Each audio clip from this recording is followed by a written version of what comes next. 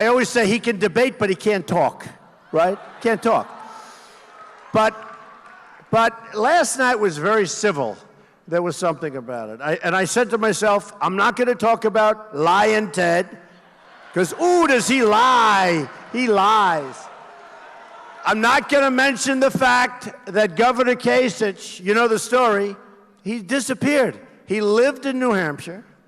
I mean, he lived there. And he said he's going to win New Hampshire. I won in a landslide.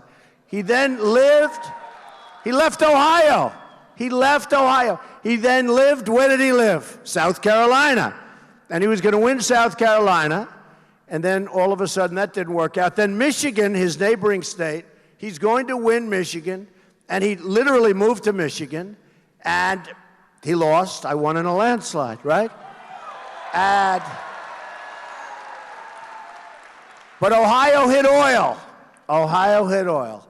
And it made a difference. Now the problem with Ohio is the oil is way down, and they've lifted up their budgets 36%, the most in the United States, which is a problem.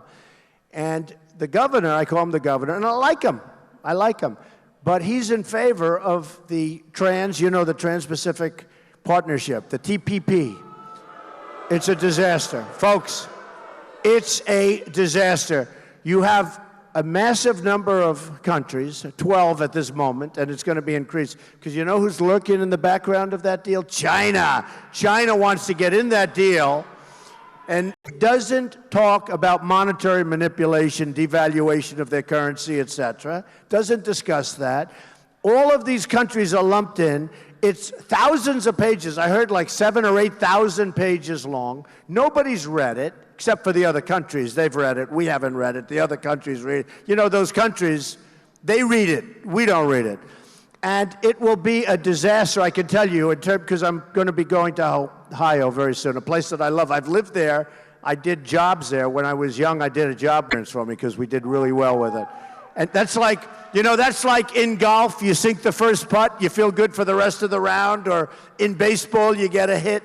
Well, that was early for me, and it was a great hit for me, and I felt, it gave me almost, you could say, it gave you extra confidence to go on with your life. But you can't do and this pertains to every place. You can't do that deal. That deal's a disaster. And today in the New York Times and in the Wall Street Journal, they have articles that Trump is totally changing what's happening with respect to our attitude on trade. Now, I like trade, and I'm a free trader. A lot of these very conservative people, of which I'm more conservative than they are in many ways, but on trade, it's got to be fair, it's got to be smart, right? So with China this year, we'll lose $505 billion for the privilege of trading with them, right? So then I hear, no, think about it, 505. By the way, with Mexico, $58 billion we're going to lose. And we will build the wall, folks. We will build the wall.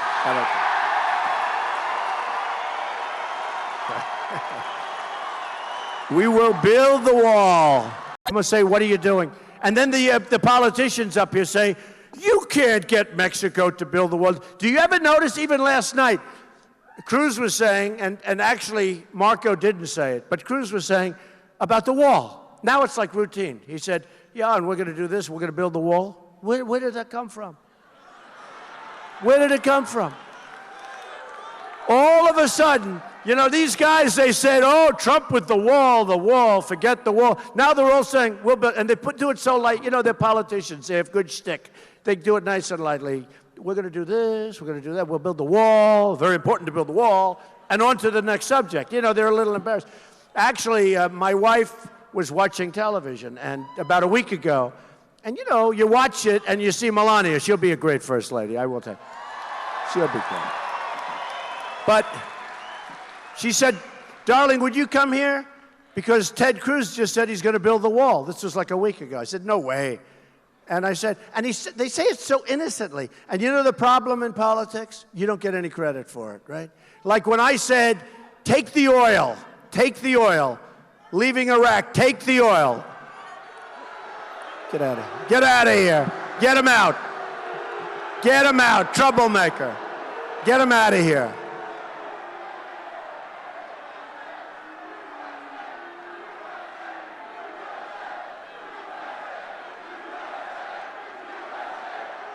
it out quick. Big mouth. Hurting this country, folks, hurting this country. Big mouth.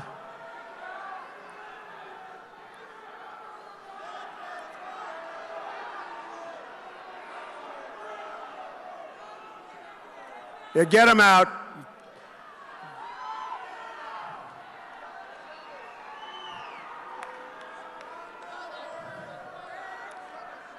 Go home to mommy.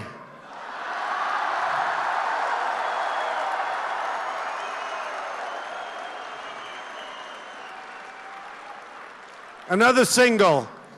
I call them singles. You know, they're singles because they don't have very many people with them, because the people are with us. So they do different places. They don't have many people. So anyway, so on the wall, so what happens is the politicians, who are all taken care of by the special interests, by the way, they're all taken care of by the special interests. So the politicians come up and they say, you'll never get the wall built. Yeah, thank you, officer. And by the way, for the press, the officers are being very gentle. Very gentle. Very gentle. See, nowadays we have to say that, right? We have to be politically correct. Oh, please don't hurt them. They're allowed to get up and interrupt us horribly, and we have to be very, very gentle and very gentle. They can swing, they can hit people, but if we hit them back, it's a terrible, terrible thing, right? They can get up, and when they're being whisked out, they can raise their bad finger up in the air and drive people, which is very unfair, and some people get very angry at that because you know what that represents. And then when they get a little bit overly angry, they're in trouble. The guy that raised his finger, no, that's no problem. That's no problem. So we're going to be nice and gentle with everybody. I tell all the officers, I have for a while. You know, the first time we had a rally, the first time we had a protest,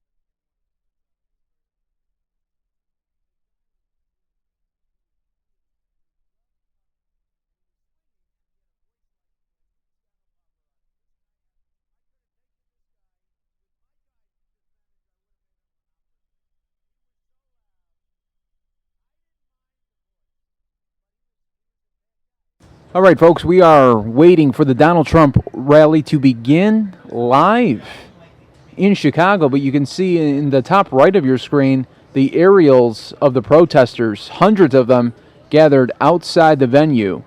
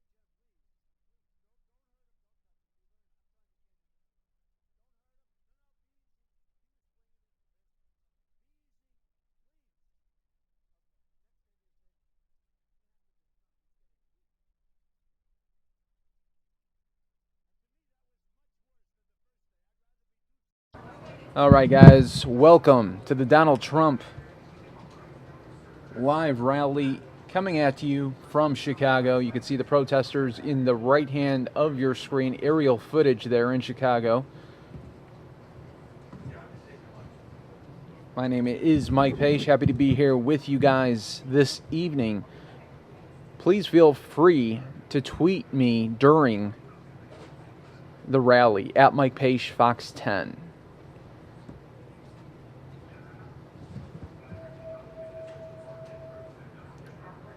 As you can see, hundreds of protesters out there in Chicago.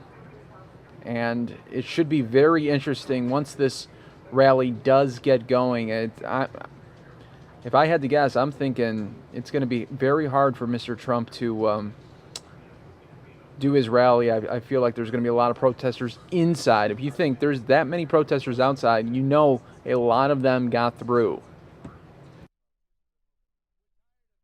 So tweet me at Mike Page Fox 10.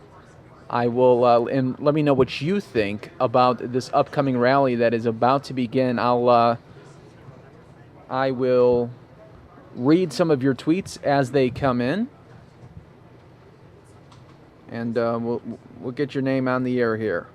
So you guys are watching the live stream here. Welcome to Fox 10 News Now, part of Fox10Phoenix.com. Tweet me, let me know at Mike Page Fox 10. What do you think about all these protesters that could make a huge difference in tonight's rally here in Chicago? Do you think it's going to be a big difference maker, or do you think it's going to be business as usual for a Donald Trump event?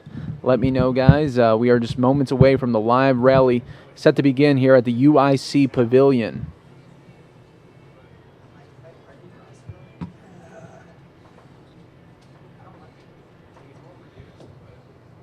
As your tweets do come in, I will mention you guys on air, as well as read out your tweet. And here they come.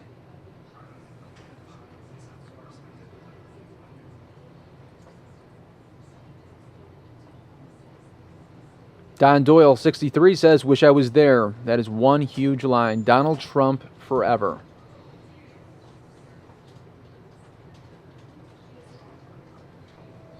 So keep those tweets coming. Let me know. Do you think this is going to be a hard for Donald Trump to put on this rally when there may be many, many protesters already inside?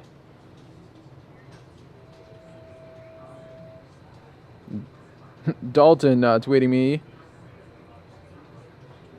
Thanks for your tweet there, Dalton.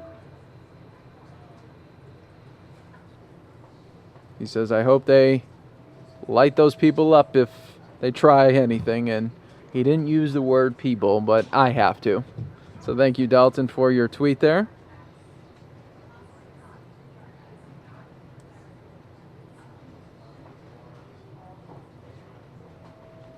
So welcome, everybody, to the Fox 10 News Now stream. We are just moments away from a Donald Trump rally live in Chicago. We thank you for being part of this stream right here on Fox 10 News Now. Follow me at Mike Page Fox 10. I will start to give you guys shout-outs, like thanks to R.I. Wired. Thank you so much for your tweet. And also follow.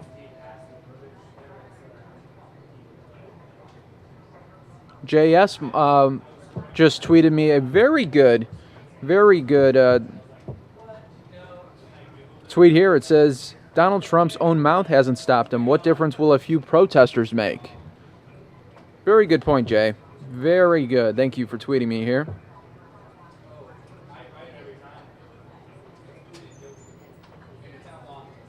All right, yeah, I will switch out to give you guys the larger look right now. There is the rally, and what I'll do is I'll just switch out while we wait for Donald Trump to come out. We'll put that in the corner there. So there you go. We're going to give you guys a different angle there. As you can see, a lot of backups, too, around the UIC Pavilion as well. Primo Ventures tweeting me. Thank you so much for your tweet. Worried about Trump's security at the rally. Thank you so much, Aaron, for your follow. I do appreciate that, and this big rally does begin. Matthew Parsons tweeting, by the looks of the protesters, I don't think Trump is going to win the Chicago vote. David saying, thanks for showing these rallies. No problem, David. This is what we do at Fox 10 News Now. Try to give you guys the best streams available, and you know what? We do give you guys the best quality as well. Music Undertaker, paid protesters not knowing what they are protesting? Matthew Parsons just followed me. Thank you so much. You get your shout out right there. Me on a Plate says he should cancel the rally, hold press conference, and explain his love for all people.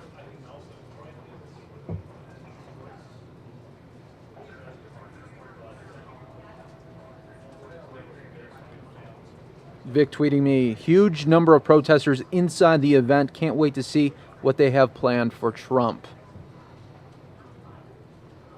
R.I. Wire tweeting me, how many organized groups do you think have brought all these protesters together? RNC, DNC, etc., etc. Thank you so much for your tweet. My new followers, Mike Anger 80, Donnie Boston, Music Undertaker, Primo Ventures, and David Santa. Thank you so much for the new follows there, and it's that easy. Once I get a follow, you get a shout out. Boom.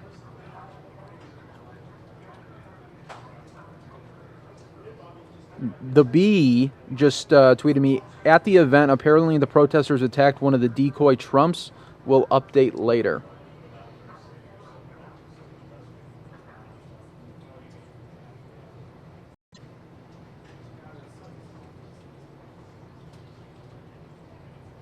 TJ White saying, Trump not my guy, hoping a Cruz Rubio ticket emerges. Too important to be reality TV.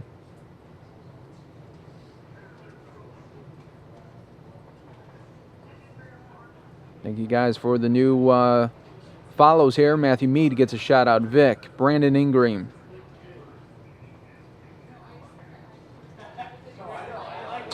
Sports Godfather and a fake Donald Trump account there. Kyle saying, come on, Trump, you got this. AJ and Kyle, thanks for those new follows there. Do appreciate it. New follows do get mentions here.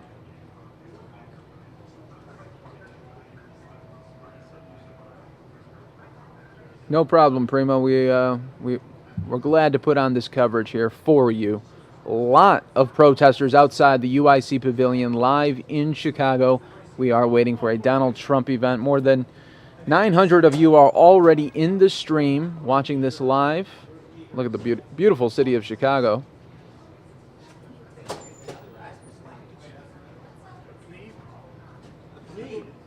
That's a nice shot right there. Matthew Mead says, let's go Trump. We got this. Hashtag Trump.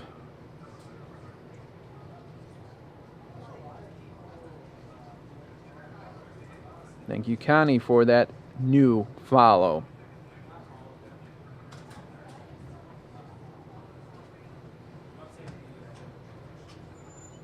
It's a great shot of the city there as sun is about setting right there.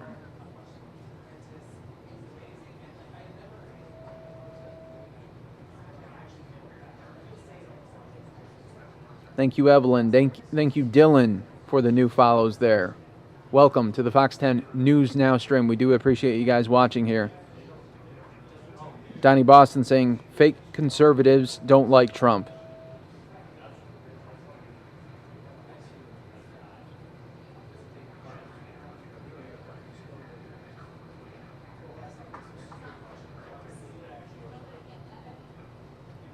We're getting close to 1,000 people in the stream. Thank you guys all for watching. We are awaiting Donald Trump to start up the rally at the UIC Pavilion live in Chicago. And that's a great sunset shot that the chopper is able to provide.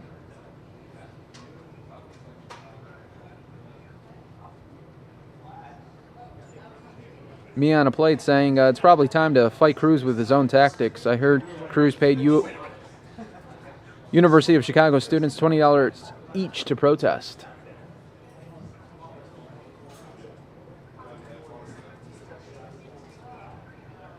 And folks, let's get those.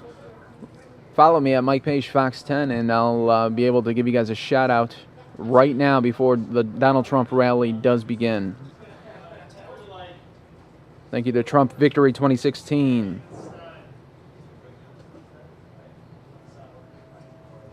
Thank you to Nonan.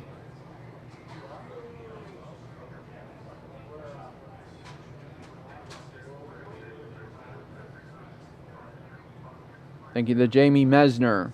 It looks like the chopper decided to cut out there. Let's take it full here. This is a looks like a tape playback right now of earlier. So this was the protesters from earlier. You can see it's more light outside.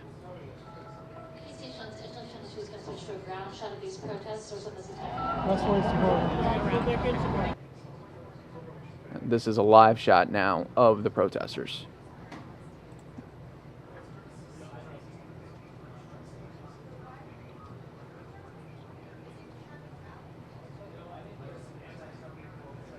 Matthew Parsons asking me, do you think Trump will win the Illinois vote? No, I don't, because Chicago is just so blue that obviously the majority of people live in the Chicago land area, that I don't believe it's going to go well for him as far as the general election. But for the primary, tough to say. Tough to say. We'll have to see how this all goes.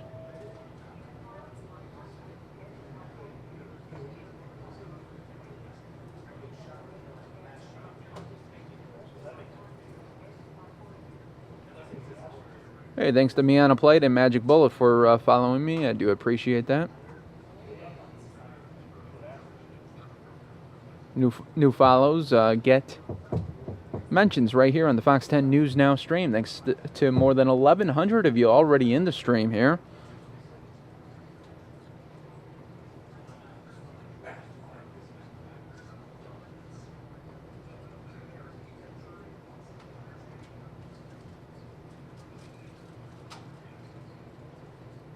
Thanks to Swamp Rabbit and you guys for following me here. Swamp Rabbit saying, South Carolina angel investors appreciate you streaming this coverage as we are on business travel right now. I have a safe flight. Have a safe flight and enjoy the stream here. Glad you found us. Thanks to Rachel for that new follow. Do appreciate you. Thanks for watching, too. And we are waiting for the Donald Trump rally to begin. Right now, you are looking at live protesters outside the UIC pavilion.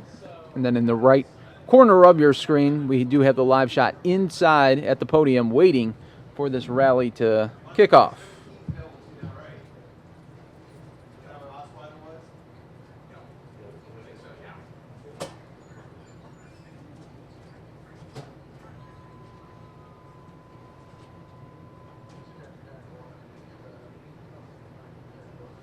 Good point here. Anti saying, protesters, look at them.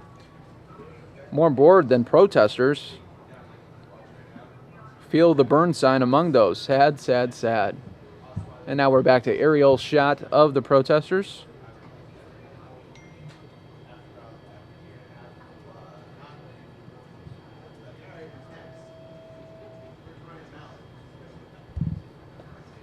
And thanks to everybody around the country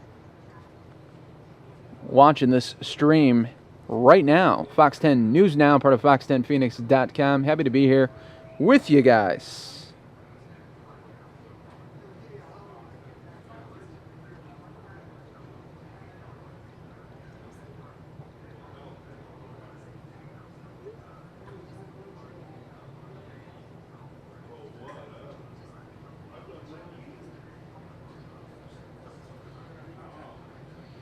I think it's going to be a very, very interesting rally here, to say the least. Watching Donald Trump rallies in the past, you know, there's always about 4 or 5 interruptions, maybe 6 interruptions throughout the about 50-minute speech that he usually gives. But man, I think today is just going to be one after another after another. My prediction is they are going to have to pull it early. That's my prediction, that they're going to have to pull the rally early just because there's just going to be so much nonsense. That is my pick to click here for this rally. Let me know what you guys think about that. Tweet me at MikePageFox10 as we are getting ready to provide you guys coverage of the Donald Trump rally live in Chicago.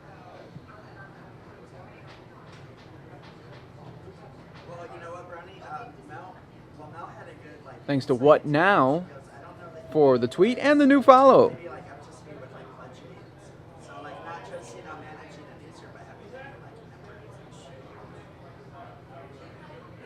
R.I. Wired saying, new job created. Now you can get paid to be a professional event protester. America, the land of opportunity.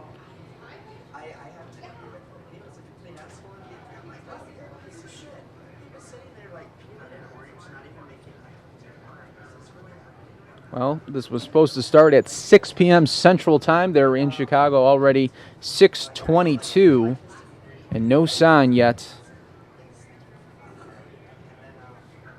of Donald Trump. Trump Victory asking, what's the capacity of the UIC Pavilion? I believe it's about 9,000 to 10,000. Let me look that up right now.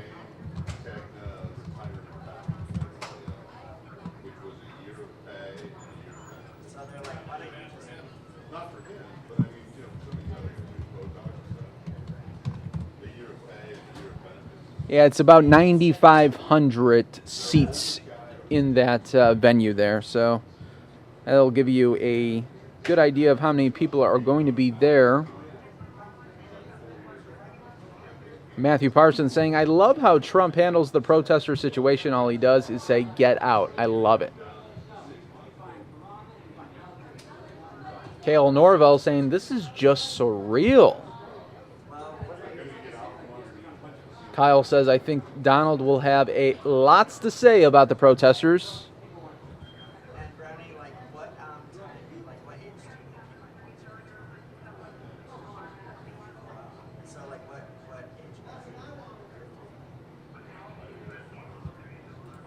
And thanks to more than 1,500 of you guys now watching this live stream happen right now.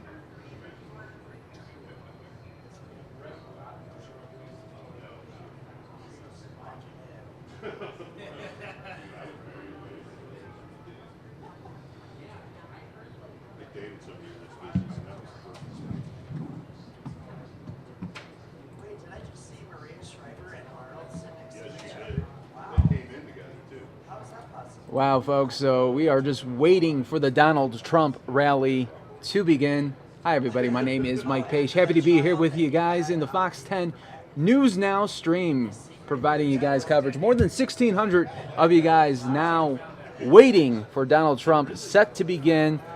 Pretty much, I don't know, any moment now is what all I can say, because it was supposed to start about 24 minutes ago, but I cover a lot of Donald Trump rallies, and they always seem to be 5, maybe 15 minutes late, but there could be a lot of people coming in as well, still with the tickets there at the UIC Pavilion. It's a capacity 9,500 seats there, so should be interesting to see. It should be a very interesting rally, to say the least, when we look at all these protesters that are outside the building right now.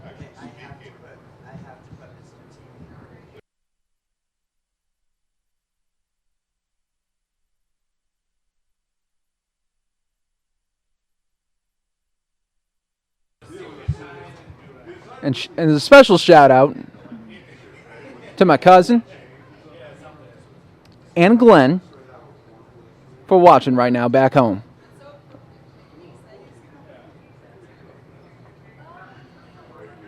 Glenn just tweeted me. I don't have a tweet. I don't have a Twitter, Mike, but my pick to click is Mike Ditka appearance. Yeah, that could happen, right? Thanks, Glenn. Appreciate you guys. Miss you guys. Love you. Welcome, everybody, to the Fox 10 News Now stream. We are just waiting and waiting for this rally to begin. Anything can happen at any moment. And that's why you need to continue to watch the stream like you guys have always been. You guys are a great bunch here that watch daily. We stream Monday through Friday, 9 a.m. to 9 p.m. And if you're new to the stream, welcome. Hit that subscribe button while you're at it. That way you could always see lots of coverage that we do provide, not only from just Donald Trump, but all the other candidates, as well as breaking news from not only here in Arizona, but around the country. So while I'm in Arizona right now, we're covering things in Chicago. See how that works? Gotta love digital technology. Appreciate everybody being part of the stream.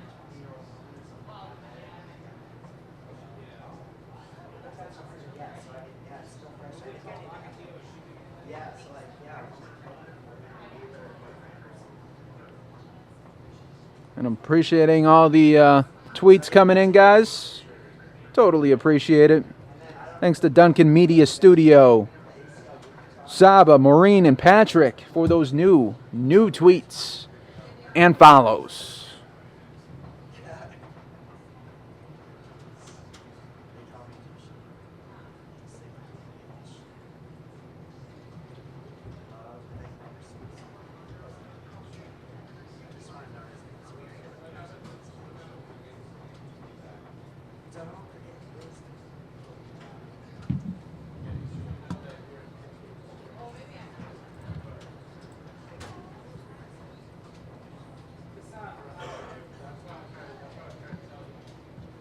For all the Chicago viewers right now that are in the stream, welcome.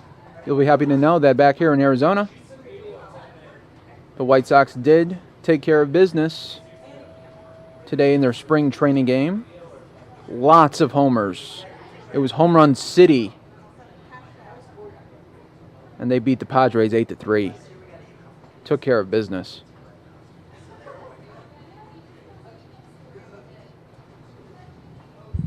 Notice I only say one team. There's only one team.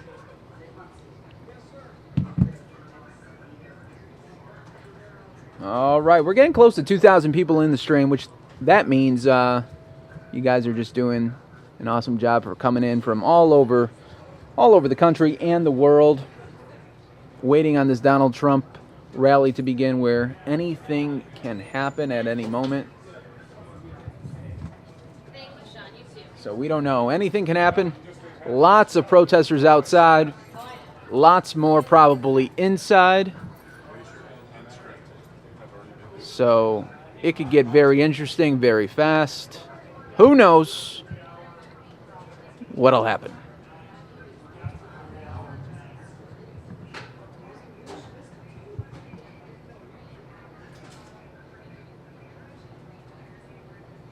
Thanks, folks, for all those new follows, as well as we are now waiting.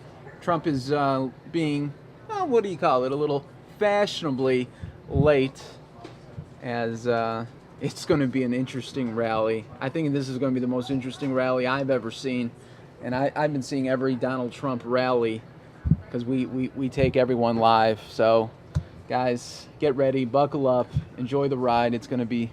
I think it's going to be very intense, to say the least.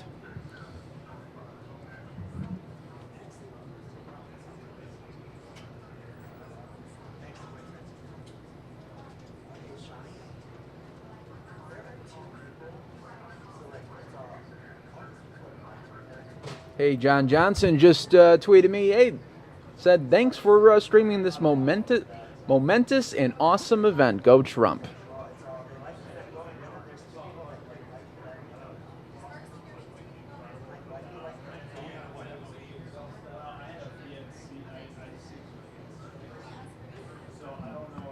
Go back to that protester shot there, folks. As we wait.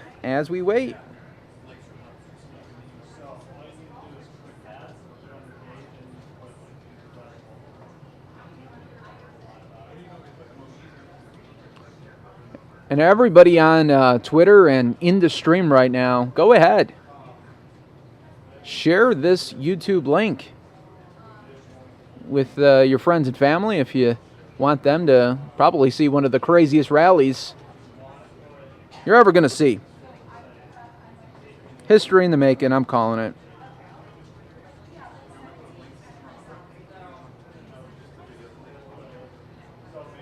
Looks like we lost that shot. Don't worry, folks. When it comes back, I'll go to it. If it does. If it doesn't, that's all right. We got the main shot that we need, right, today?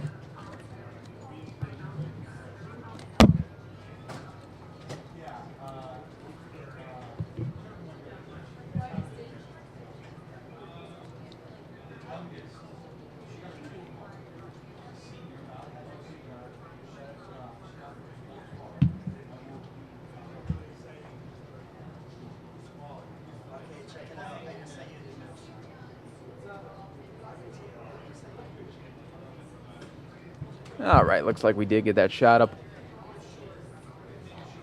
Protesters once again still outside.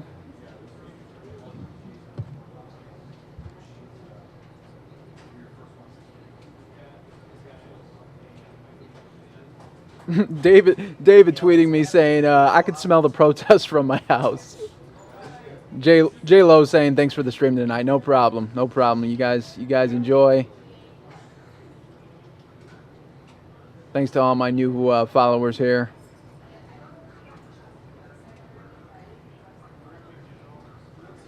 Boy, you know what? I think, we got more than 2,000 of you guys in the stream. That is just awesome. As we wait and see, tick tock, when is Donald Trump going to come out?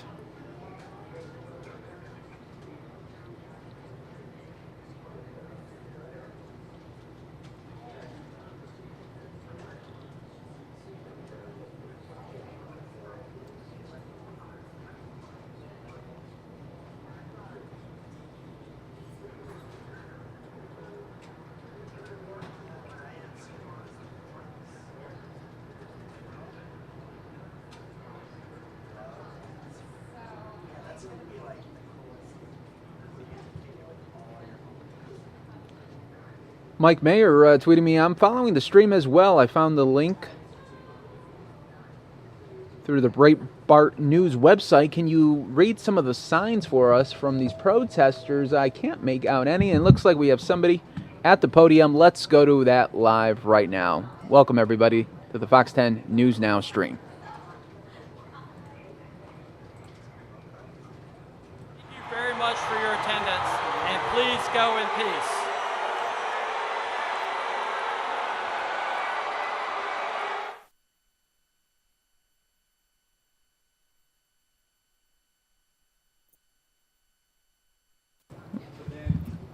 All right, seems to be a lot of action already. They did cut the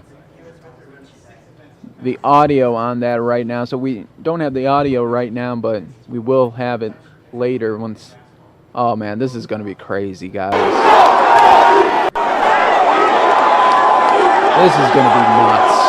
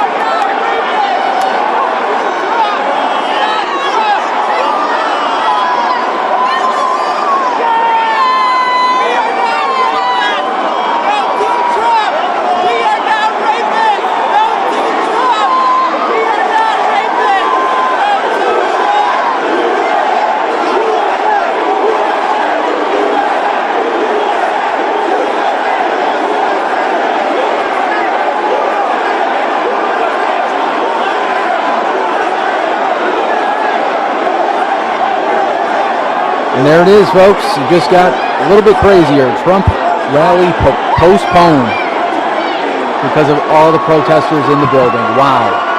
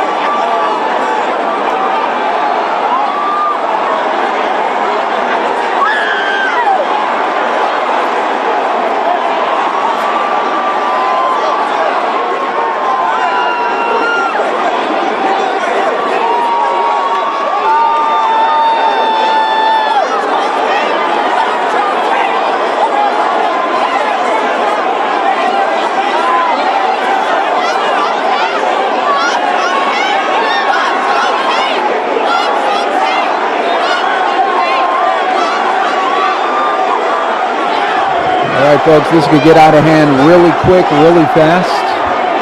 You are watching the Fox 10 News Now stream, part of fox10phoenix.com, as this is going to be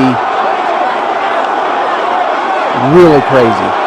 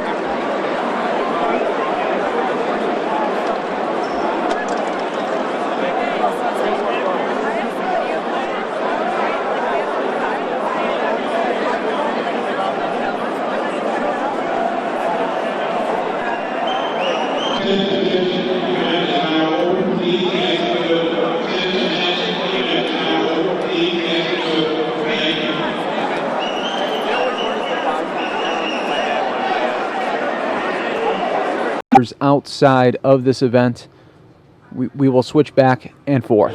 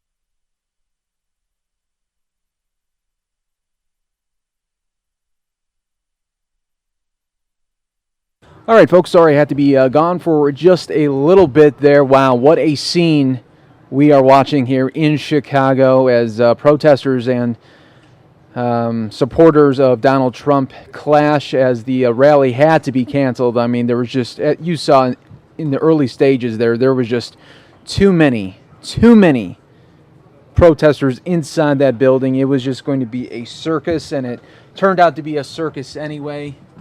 Holy moly. So we are going to continue to follow this right here for you guys. More than close to 4,000 of you guys in the stream. We do appreciate you guys watching. As we are going to try to cover this for you guys on a bunch of angles.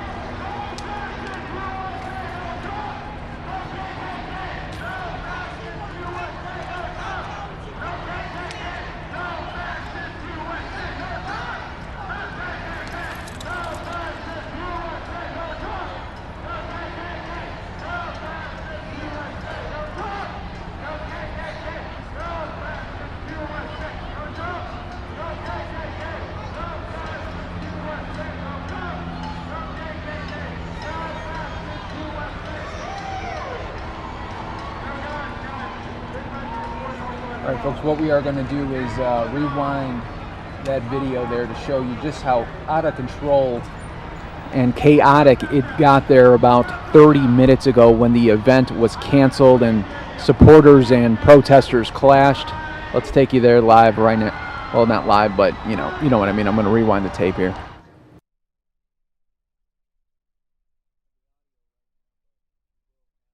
Later, once... Oh man, this is gonna be crazy, guys. This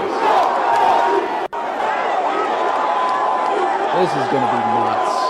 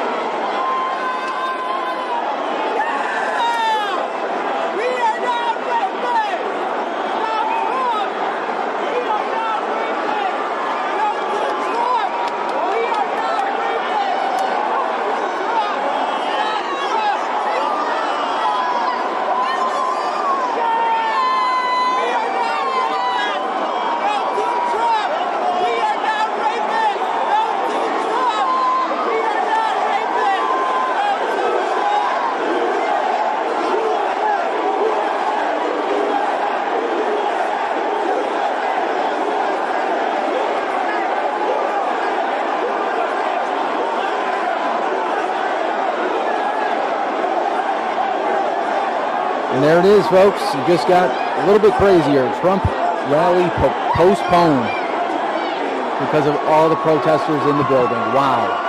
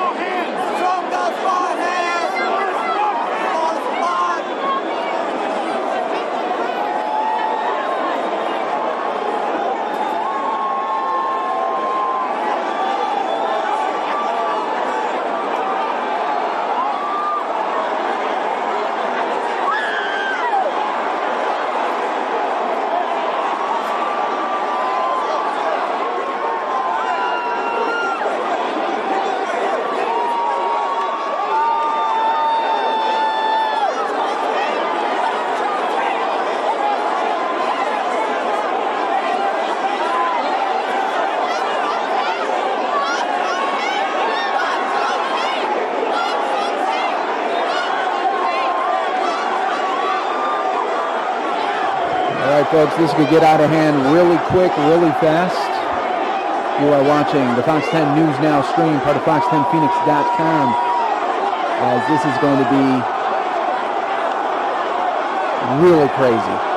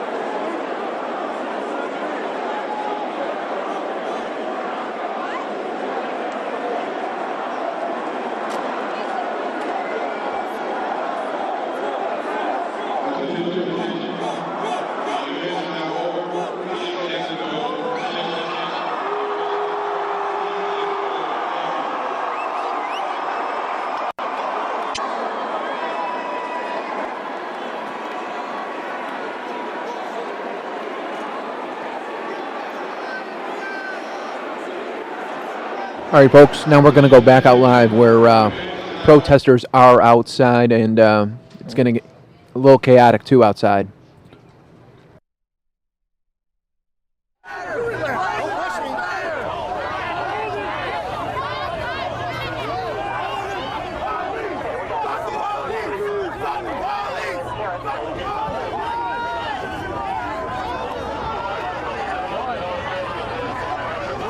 Trump hasn't even been elected yet. We're already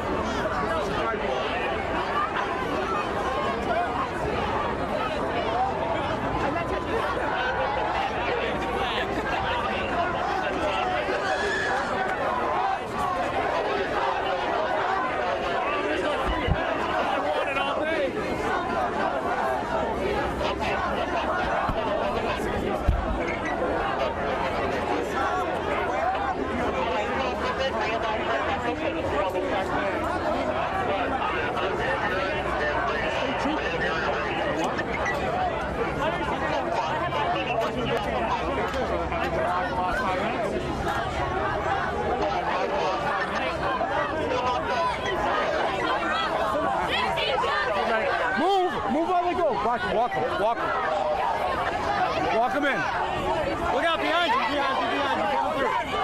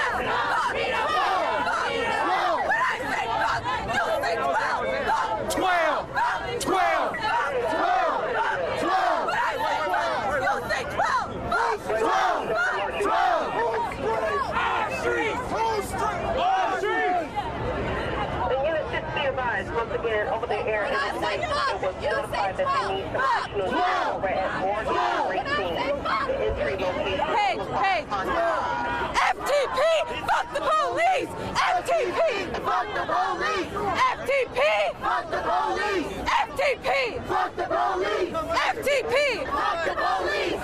FTP, fuck the police! We hear the shots go bang! The police are a gang!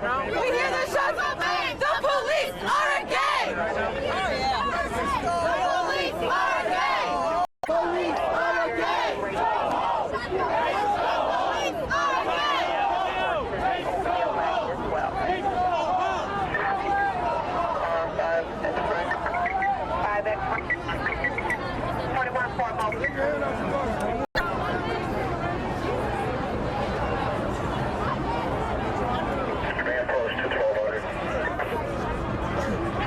For a mobile.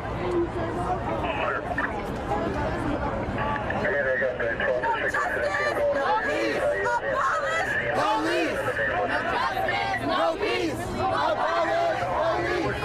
No justice! No peace! Abolish police! No justice! No peace! Abolish police! No justice! No peace! Abolish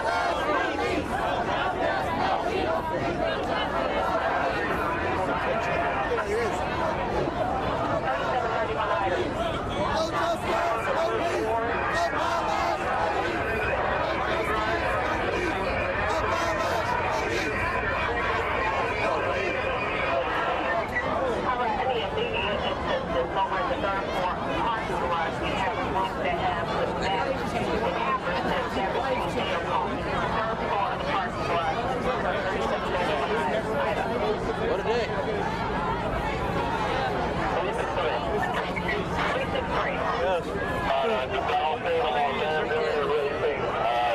I haven't seen any. That have hammers and bats. They're damaging vehicles on the third floor parking garage.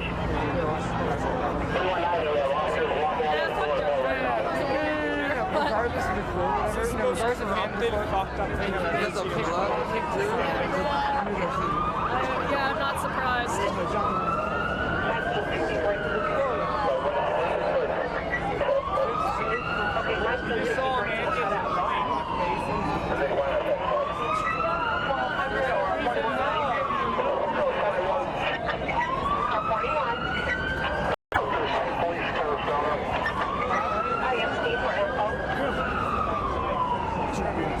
Thank you, my man. Yeah, we're good.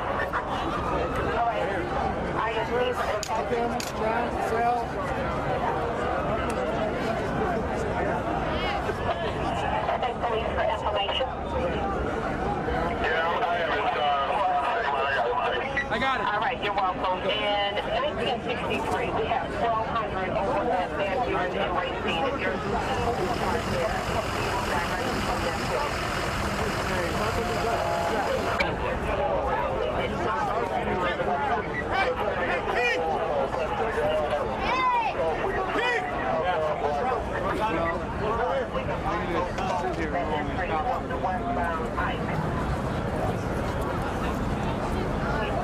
Folks, welcome to the Fox 10 News Now stream, part of fox10phoenix.com. As you can see here, just total mass chaos in the city of Chicago as the Donald Trump rally had to be canceled because of security concerns as protesters infiltrated the UIC pavilion where the rally was supposed to be held. And as you can see now, it has leaked onto the streets and just looks like mass chaos here.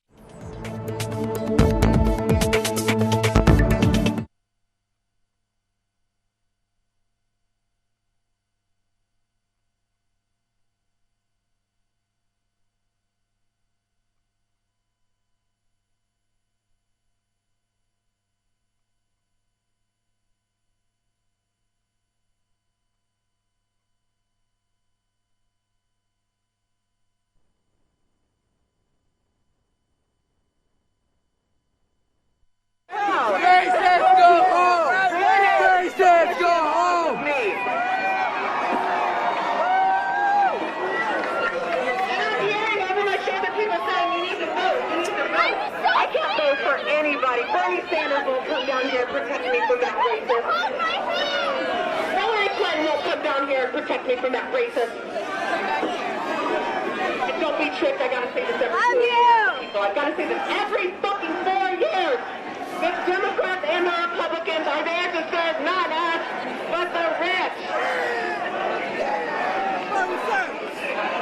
Who voted for Hillary Clinton's crime now? Hey, Chris. Who voted for Hillary Clinton's Let's go up the steps here and get a different vantage point. Who voted to put more people in prison? Racists go home! Who voted? Racists go home!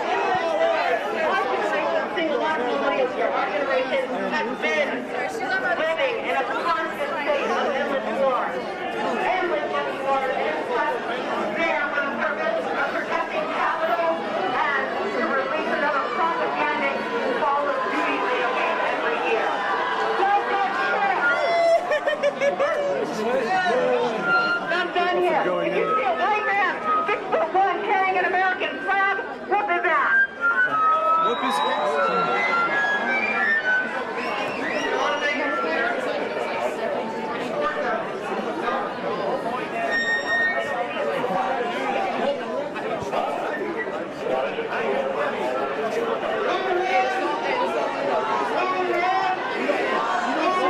You don't see Trump anymore. This is ridiculous. We keep our mouth.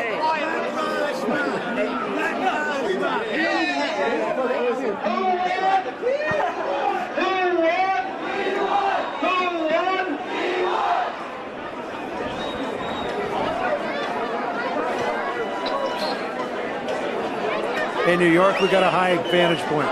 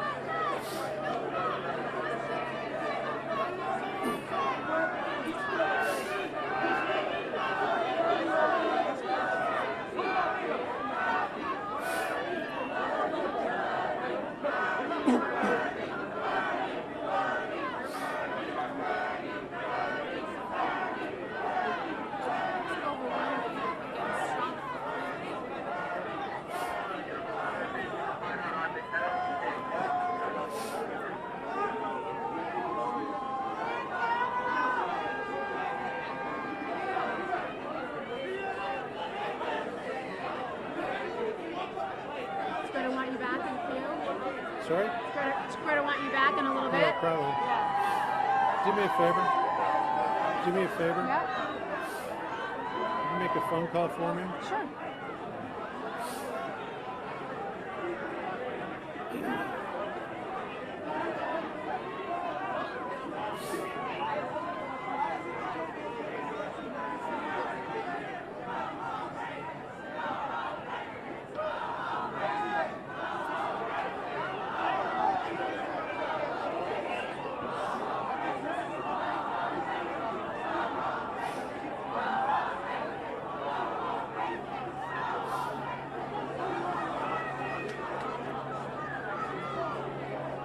This hotel for tonight? Because I got to stay downtown.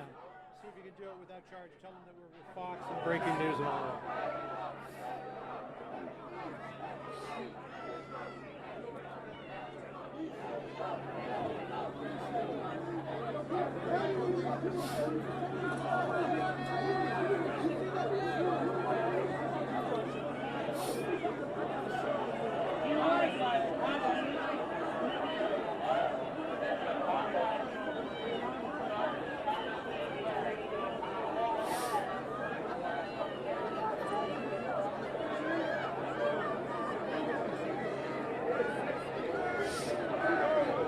All right, folks, welcome to the Fox 10 News Now stream, part of fox10phoenix.com. We do appreciate everybody being part of the stream as mass chaos has erupted in Chicago.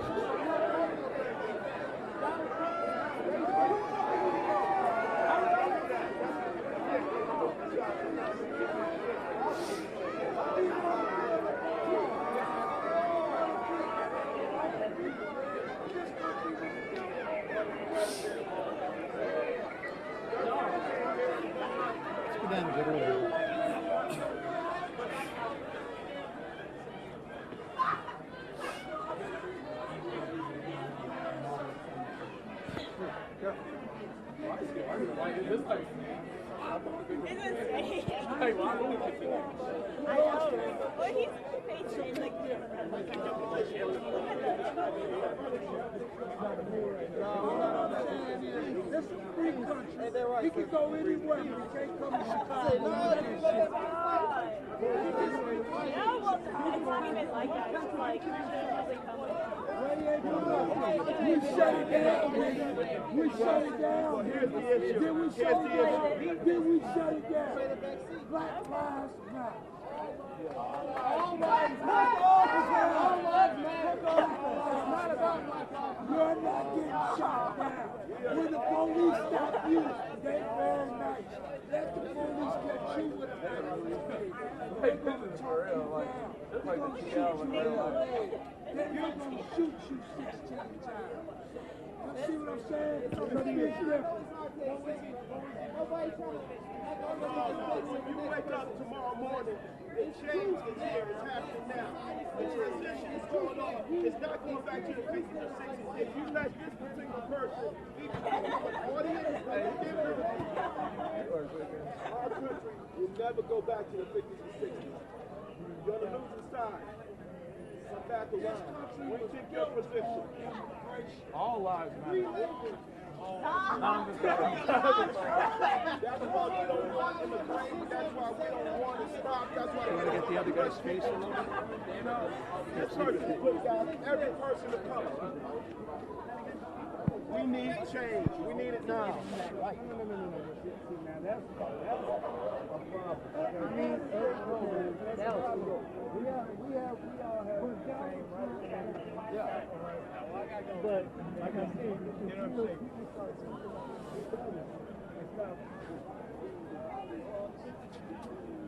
I hear you, sir. I don't have a problem. It seems like you got something to me. I just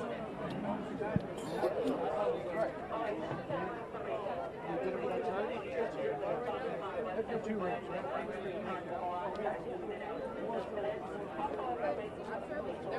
there's way more issues.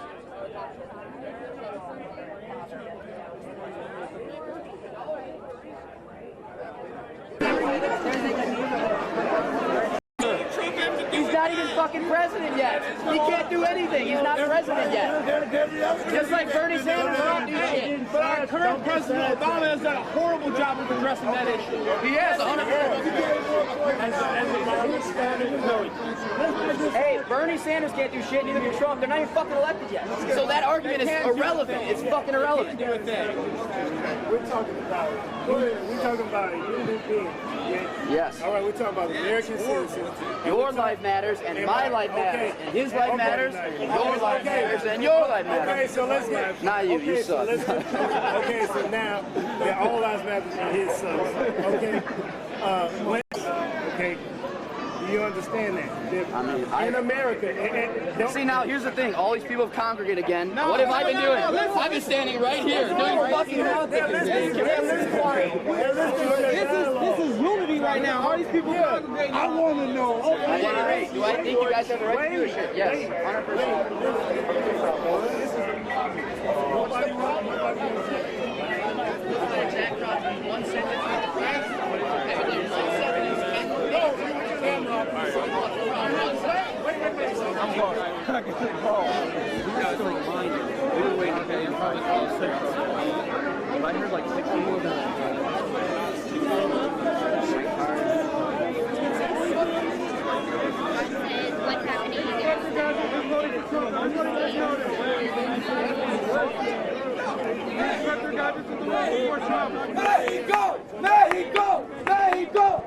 All right, folks, you are watching Fox 10 News Now, part of Fox10Phoenix.com, and as you can see, just a major chaotic event here in Chicago as the Donald Trump rally had to be canceled as security concerns grew, as more and more protesters were at the UIC pavilion, and boy, what a scene we have been watching for the last hour here as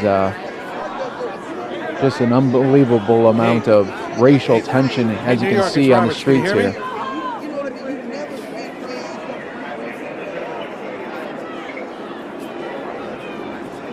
Hey, New York, can you hear me? It's Roberts.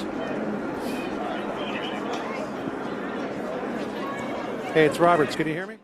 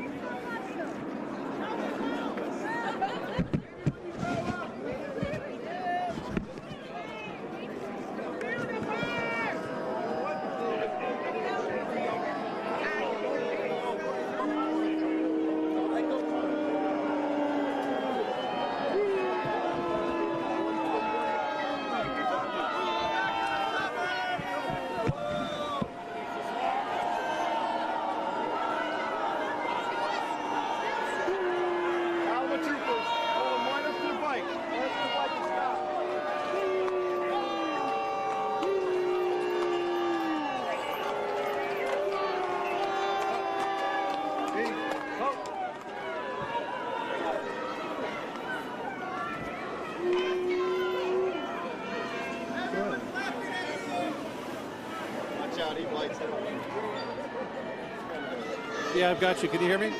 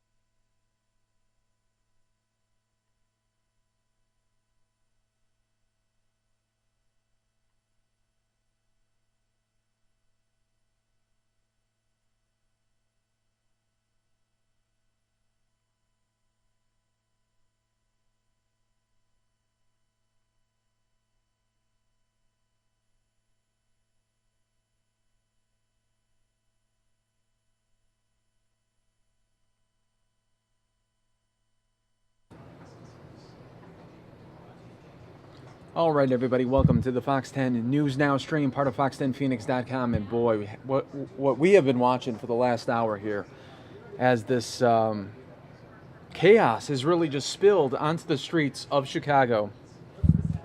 Hi, everybody. My name is Mike Page. Happy to be here with you this evening.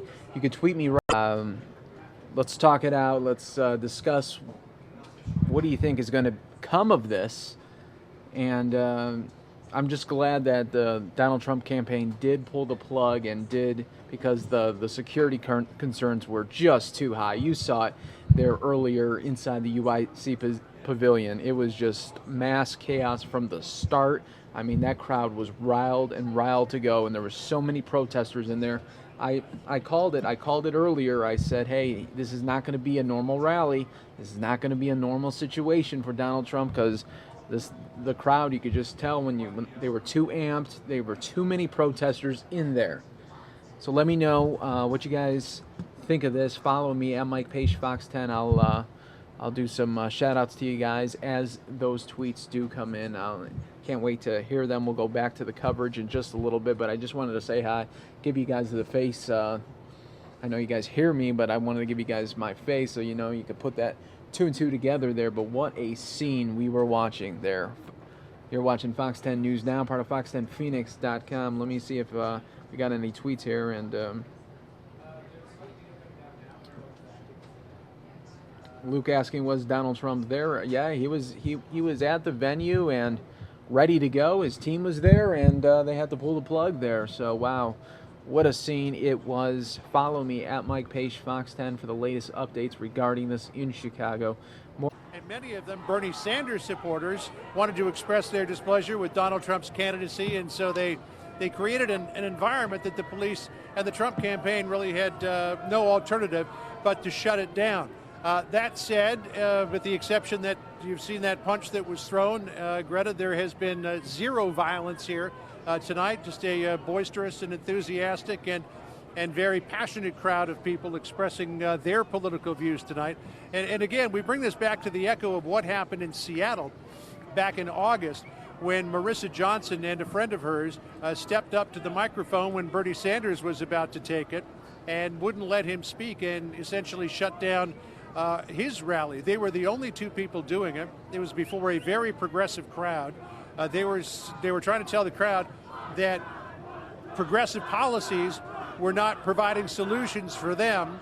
But two people shut down that rally. This rally, it took hundreds of people to shut it down.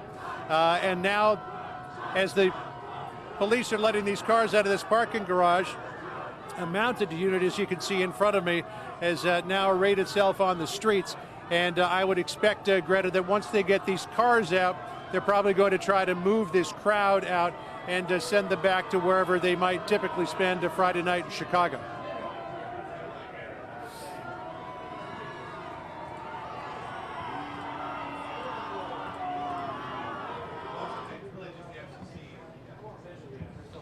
All right, folks, here's a aerial of the protesters here in Chicago. You are watching Fox 10 News Now, part of fox10phoenix.com. I do appreciate all the new followers here.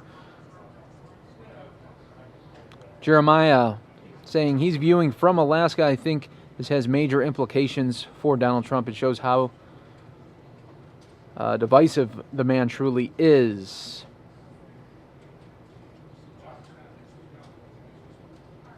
AKA saying, I think this will finish Trump.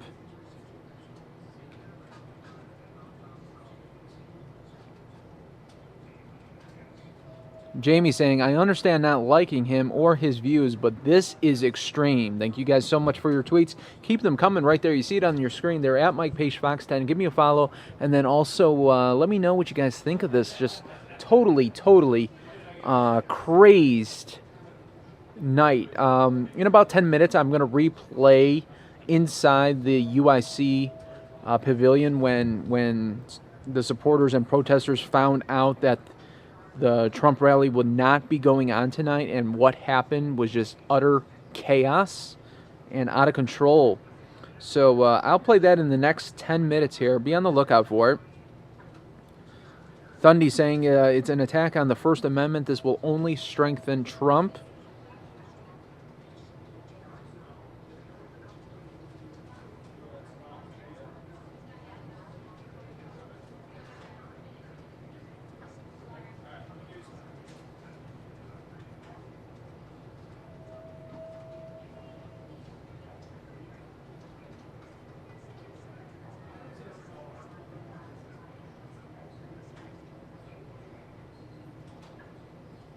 Dano just tweeting, will not finish Trump. This madness was caused by the left.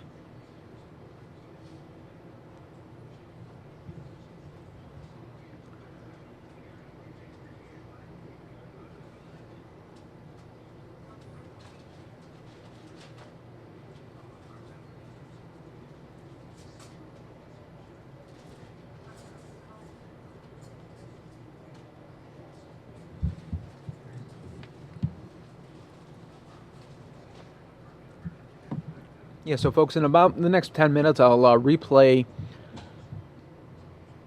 the Donald Trump inside the UIC pavilion, the rally when supporters and protesters did find out that, boy, it was not going to be happening.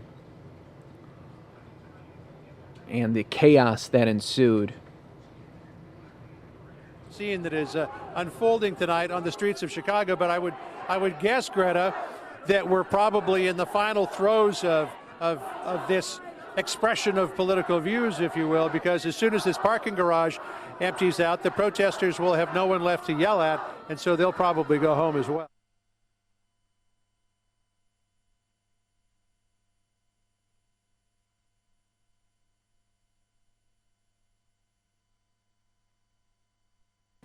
Thanks to the more than 6,000 of you guys in the stream watching this crazy, crazy scene here in Chicago.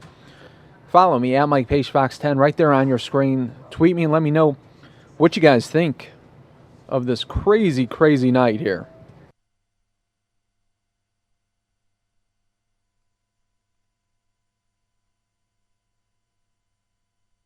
Also on our Fox 10 Facebook page, I do have the video, just like a highlight reel of the craziness that happened inside. So go ahead to our Fox 10 Facebook page. That's Fox 10 Phoenix a little bit earlier.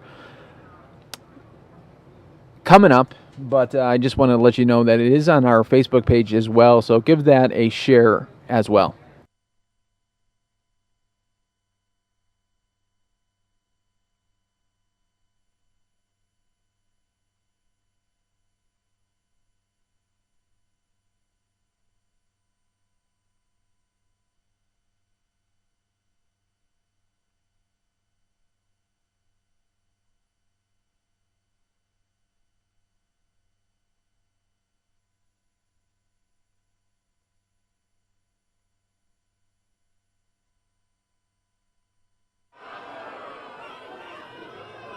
You can see we went back to a ground level shot here. This is live.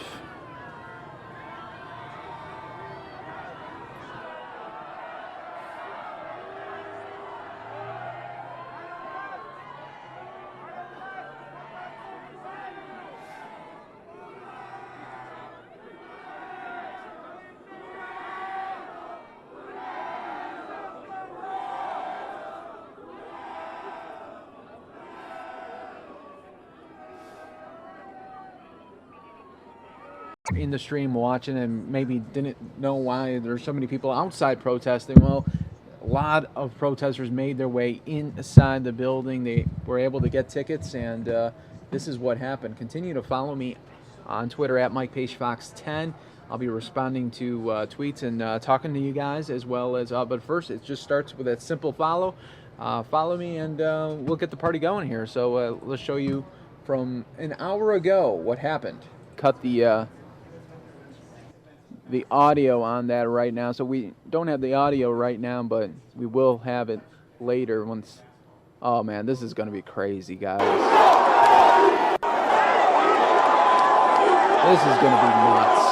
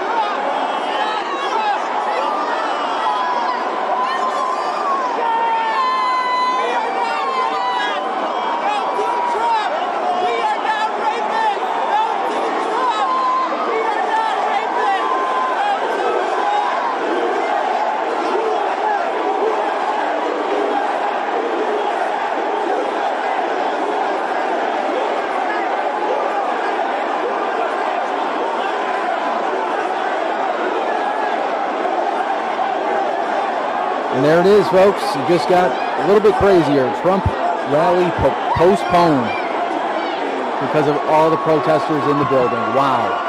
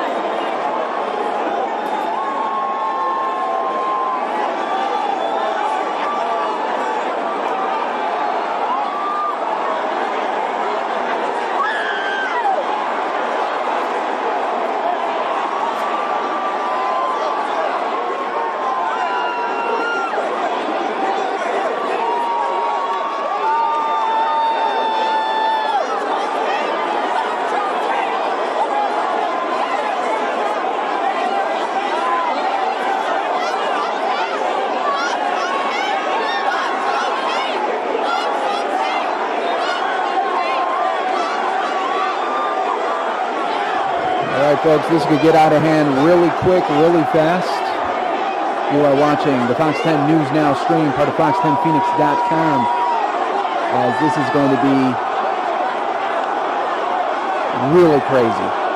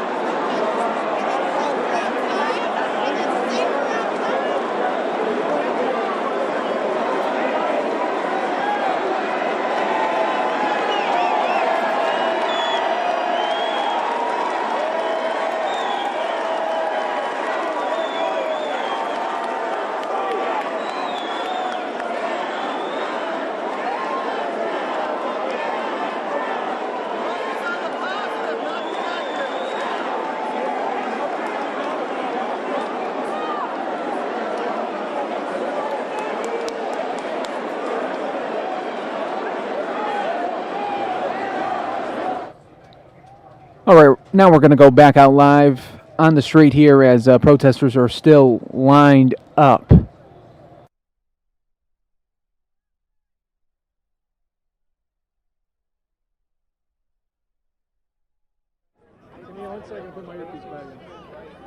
Dutch is going to put his earpiece back in. They're just asking for shots from you. Something weird going on upstairs, too. Not sure what. I'll be honest, I know you're just doing your job, but are you on camera right now? No, you're recording me. I understand you still work for Fox, and I can't support that, but I will say, there's some Trump supporters up there screaming. I think that's what they want to do.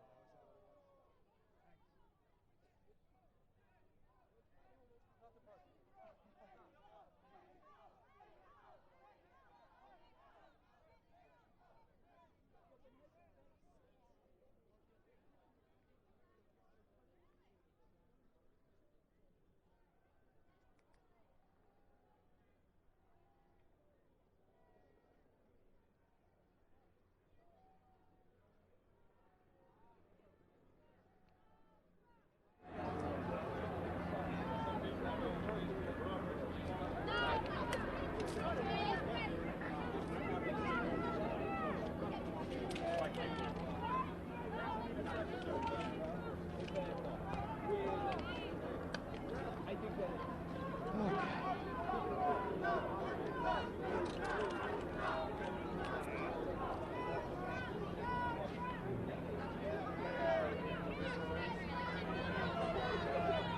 Sure. Okay. Sure. Okay.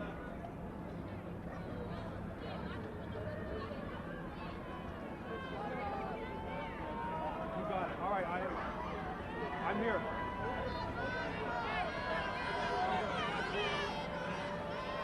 Okay. All right. All right. Sure. Yeah. Let's just go back.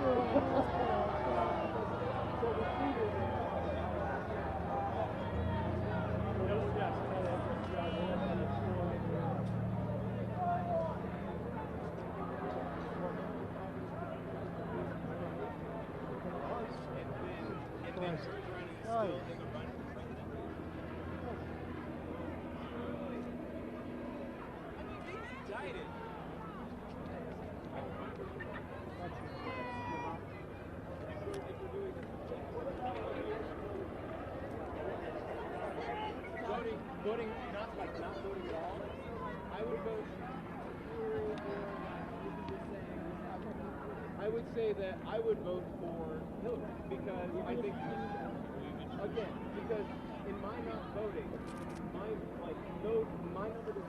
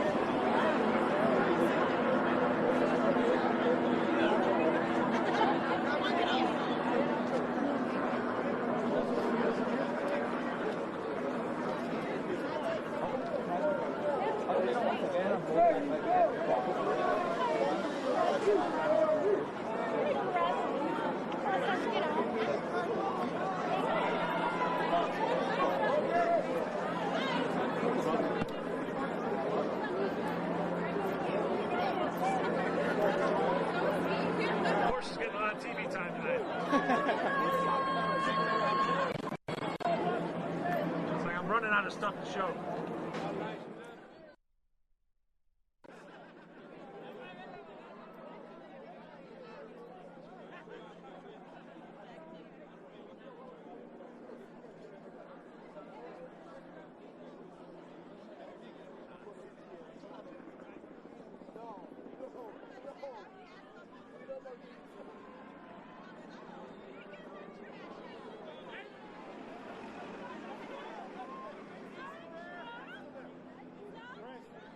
Where's Rudy?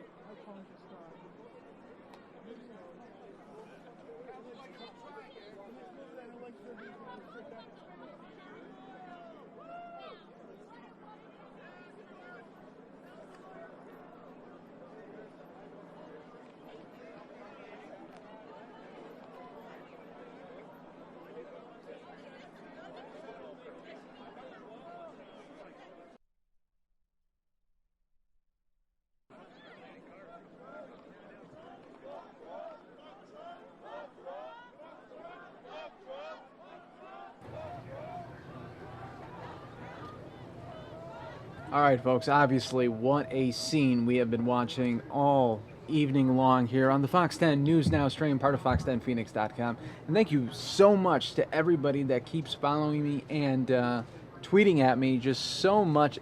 Many of you guys, we truly appreciate that. I'm trying to go through them all, but as you can, I mean, it's just crazy. I mean, so much stuff. So thank you guys so much for all the tweets. I'm going to be trying to get back to you guys as much as I can here as I'm still trying to put up this stream here. But what a day we saw with this Donald Trump situation. That luckily I'm glad that the organizers were able to cancel this event, because it could have got real bad real quick, much worse than what we saw. I mean, we saw pushing, fighting, name calling, all of that stuff. We saw punches thrown, but at least so far right now, there has been no shots fired or stabbings or anything like that. So that is the good news, and it could have really escalated into something much crazier if Trump did hit that stage. So obviously, what a scene we have been watching right here on the Fox 10 News Now stream, part of fox10phoenix.com, and this is what it's all about. This is why we have the stream available, because breaking news does happen, and we were going to cover the event anyway, the Donald Trump, and it sort of just unfolded in front of all our eyes, didn't it? I mean, you guys saw that. You guys were a part of that, especially the ones that were initially in it, and then we had a mass surge of people coming to the stream once word got around that there was mass chaos going on in the city. So that was something to see. Let me go back to some of the footage here. As you can see, it is winding down from what we saw. I mean, what we saw was just nuts.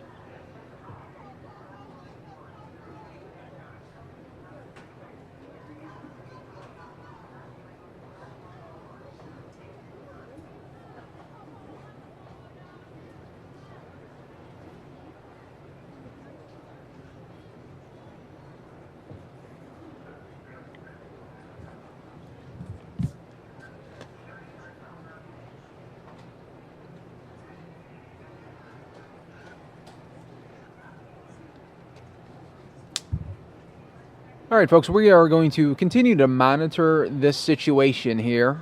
We do have another live event that is happening right now. Bernie Sanders having a rally going on, in which the top 0.1% now owns more wealth than the bottom 90%. And you know what people are saying? They're saying enough is enough.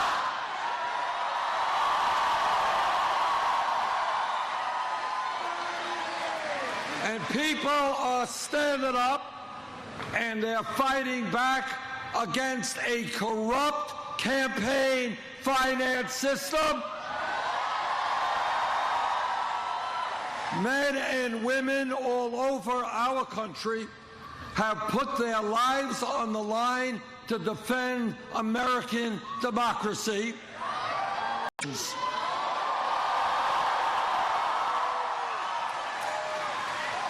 when you have the Koch brothers and a handful of other billionaires,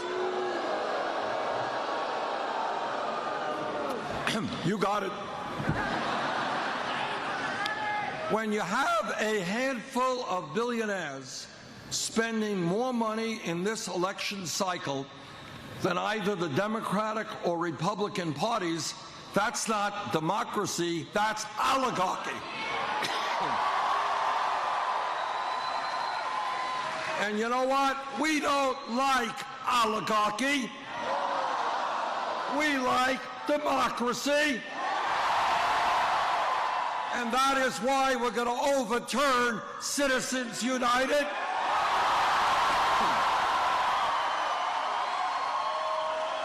And why we're going to move toward public funding of elections.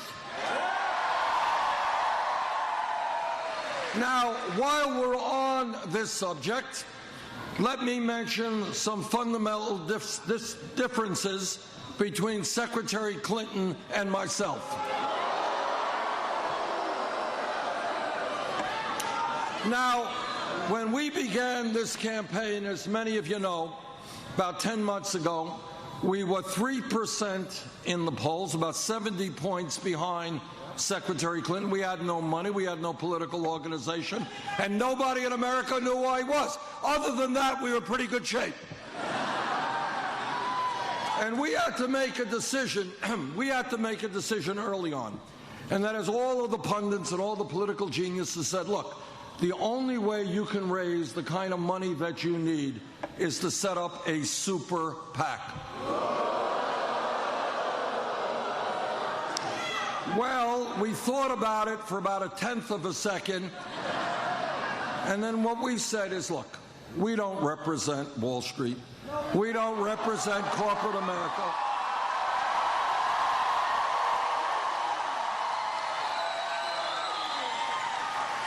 We don't represent the billionaire class. We are not going to beg them for money. We don't want their money. We're not going to have a super PAC.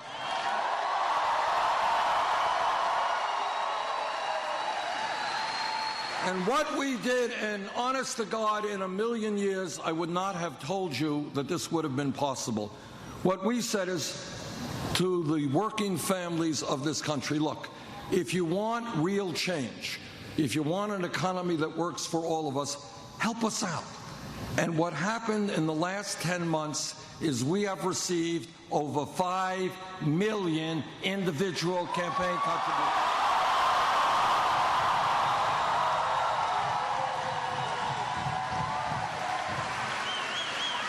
Anybody know what that average contribution is? I love that. That's right. That is revolutionary. What we are showing is you can run a national winning campaign without being dependent on Wall Street and big money.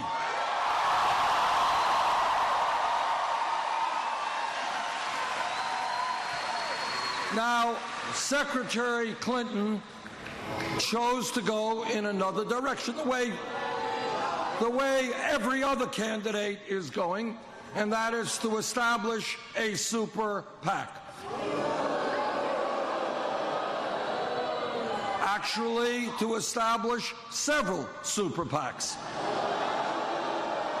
who are already spending millions of dollars against us in this campaign. Now, what she reported in a recent filing is that she raised in the last period $25 million for her super PAC, $15 million alone coming from Wall Street. And millions more coming from other special interests like the fossil fuel industry or the drug companies.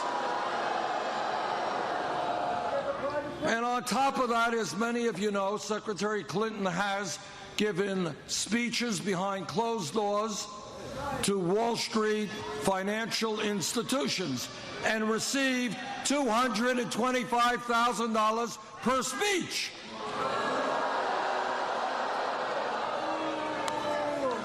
Now, what I think if you're going to get $225,000 per speech, it must be a phenomenal speech.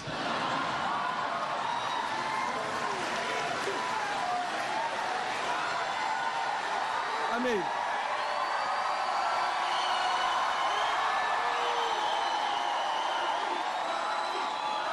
it must be. I mean, you know, for $225,000 for an hour speech, it must be brilliant, insightful, and I think if it is such a great speech, it should be shared with the American people.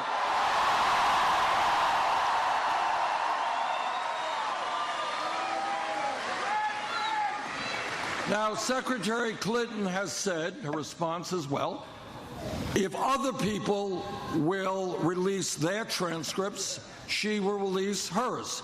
So tonight I want to make a very dramatic announcement. I am prepared to release all of the transcripts of my speeches to Wall Street.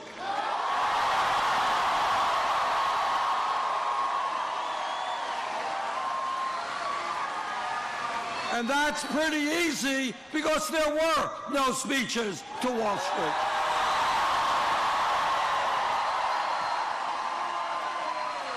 Now, I just don't know, boggles my mind, why Wall Street invited Secretary Clinton time and again to give speeches, but they didn't invite me. Maybe it's because if they did invite me, if they did invite economy,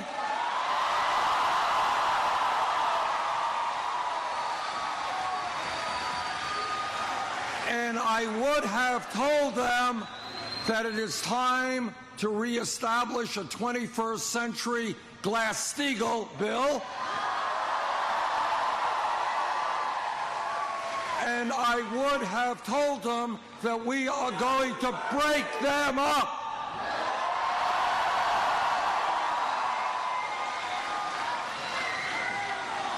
So that is, you know, I always find it amusing that people say, well, you know, I am an agent of change. Yes, I get money from Wall Street, the drug companies, the fossil fuel industry, but I'm an agent of change. I don't think so.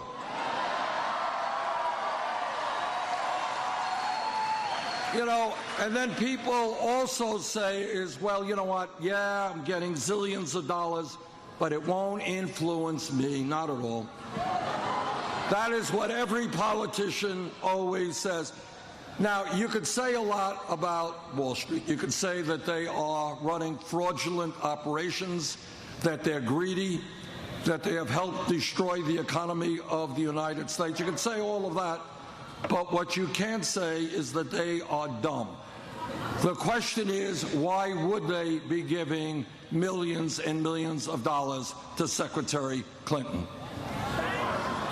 Now, all right, there are other differences that I want to spend a moment on. One of the differences is that Secretary Clinton has received the endorsement of many senators and congressmen, and some of them are my friends and good people, but she has also received the strong endorsement of Mayor Rahm Emanuel.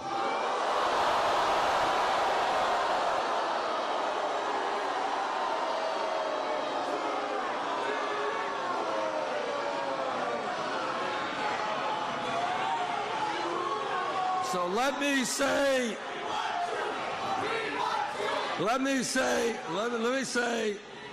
I want to thank Rahm Emanuel for not endorsing me. I don't want his endorsement.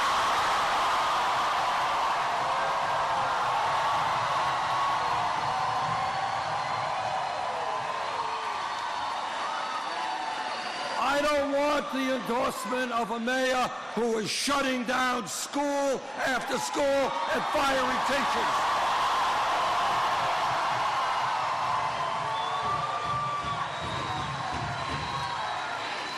And there is another difference. between Secretary Clinton and myself on a very, very important issue that has impacted the entire country and especially the Midwest. And that is our disastrous trade policies that have cost us millions of decent-paying jobs.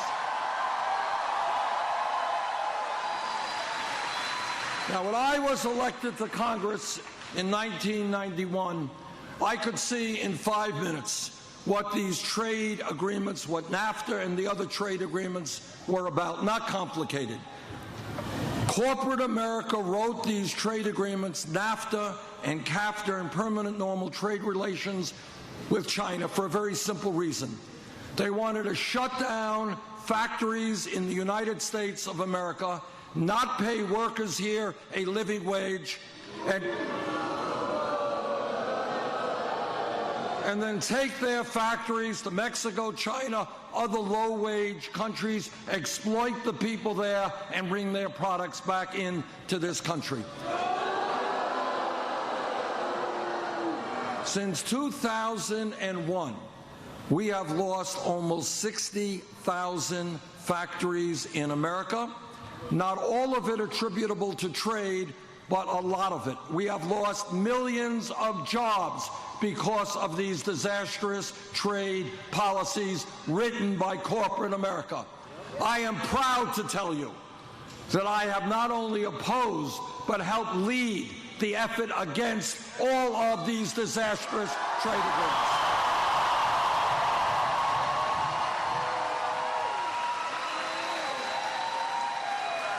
But on the other hand, Secretary Clinton has supported virtually every one of these disastrous trade agreements. And let me tell you, right now I'm helping to lead the opposition to another disastrous trade agreement called the Trans-Pacific Partnership.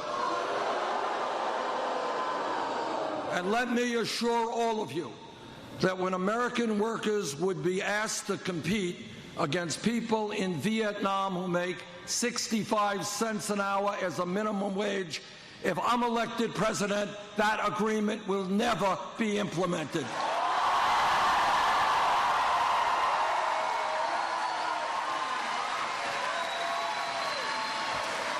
Now, I believe that we have an obligation as a wealthy nation to do everything that we can to help poor people all over America. That's what we do. But you don't have to destroy the American middle class to do that.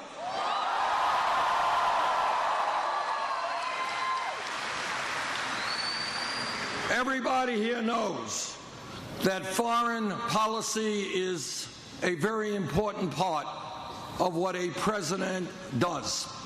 Calm these people at this point. How do you say that the country is divided? I'll give you that. But how do you unite it? I mean, these people. A lot of them showed up to support you inside, but a lot showed up outside, obviously not wanting you to speak.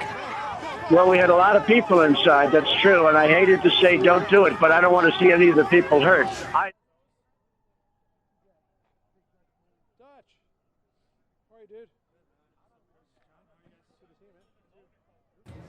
All right, folks, welcome to the Fox 10 News Now stream, part of fox10phoenix.com. You could,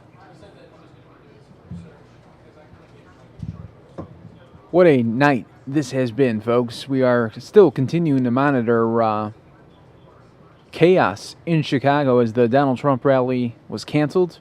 Protesters clash with supporters. This evening in Chicago. This is a sad day. Political discourse should occur in this country without a threat of violence, without anger and rage and hatred directed at each other. We need to learn to have disagreements without being disagreeable, to have disagreements while respecting human beings on the other side. Earlier today, over 30 people were arrested at one rally. And then tonight, as violence broke out, the rally was canceled altogether. Now, the responsibility for that lies with protesters who took violence into their own hands. But in any campaign, responsibility starts at the top. Any candidate is responsible for the culture of the campaign. And when you have a campaign that disrespects the voters, when you have a campaign that affirmatively encourages violence, when you have a campaign that is facing allegations of physical violence against members of the press, you create an environment that only encourages this sort of nasty discourse. It is my hope that going forward, we will have a respectful, substantive, issues-based discussion where we can have differences in terms of how to turn this country around. We have genuine and real differences in this country, but we can do so in a way that appeals to our better angels instead of our worst instincts, that seeks to pull us together and unite us instead of tear us apart. You know, we've seen for 7 years a president who often at times of crisis has sought to divide us on racial lines, on ethnic lines, on religious lines, on class lines. America's better than this. We don't have to tear each other apart. Instead, we can work together for positive, proactive solutions to the real problems facing this country. Americans want jobs. We want our wages going up. We want opportunity again for young people. And we ought to be having a positive, meaningful discussion about what policies will expand opportunity for the next generation to achieve the American dream. That happy to answer some questions. Do you think Trump should not cancel the rally? I think the decision should be based on public safety. But I think a campaign bears responsibility for creating an environment when the candidate urges supporters to engage in physical violence, to punch people in the face. The predictable consequence of that is that it escalates, and today is unlikely to be the last such instance. We saw earlier today in St. Louis over 30 arrested. That's not how our politics should occur. You know, the city of Chicago in 1968 saw some ugly days when politics descended into hatred and incivility and even violence. And it is my hope that in 2016 that we can appeal to our better angels, avoid going down that road once again. Senator, do his policies have anything to do with it? You know, at the end of the day, finding Donald Trump's policies is a difficult endeavor. Because Donald speaks of problems. He speaks about jobs going overseas, but when asked for a policy to fix it, he has yet to propose one. Other than his magic cure-all of negotiate better deals. We'll have better deals to solve every problem. You know, I don't think that is a meaningful solution to the problems we're facing. I think we need economic policies to bring jobs back, to bring wages up. My campaign has from day one been 2 jobs come from small businesses. And we do that through repealing Obamacare, through pulling back the federal regulators that are making it harder and harder for small businesses to survive. And we do that through passing a simple flat tax and abolishing the IRS. Those are meaningful policies that will bring back jobs and wage raises. Senator, why is Illinois important to you on Tuesday? Do you feel like he's hurting your general election chances? Yours. Look, today what I'm focused on is an appeal to civility in the Democratic discourse.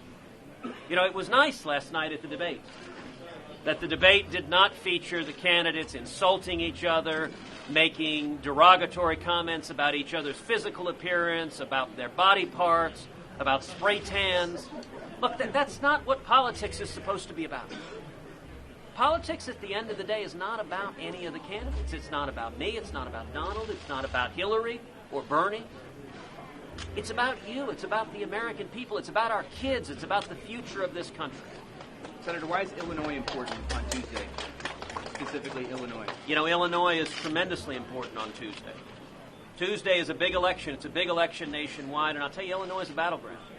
Right now, here in the state of Illinois, Donald Trump and I are running neck and neck. We are effectively tied. And we are campaigning hard. We are campaigning hard for support here in Illinois. This race has now become a two-man race. There are only two candidates that have any credible path to becoming the Republican nominee. It takes 1,237 delegates to become the Republican nominee. I have 361. Donald has 460. And it's allocated by congressional district. This is a battle delegate by delegate by delegate. We intend to earn 1,237 delegates and beat Donald Trump, not at a convention, but beat Donald Trump at the ballot box.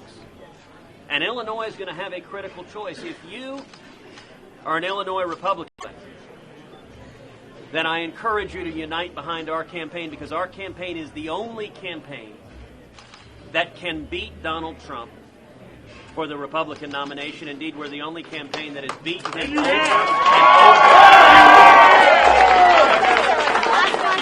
Are you urging the voters of Ohio to support and vote for John Kasich? Because if Kasich doesn't win and Trump does, you're dead.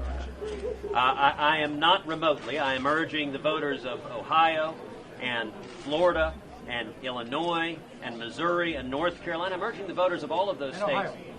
I started with Ohio. That was the first one I listed. I'm urging the voters of all of those states to vote for me, to beat Donald Trump. This is not a game. It's not a game of playing back and forth. This is an election that will be decided by the people. And at this point, you know, there are folks in Washington, the Washington establishment is salivating at the prospect of a brokered convention where they try to parachute in some Washington establishment choice because they don't like what the voters have done. I think that would be catastrophic. I think that would truly cause a revolt among the voters.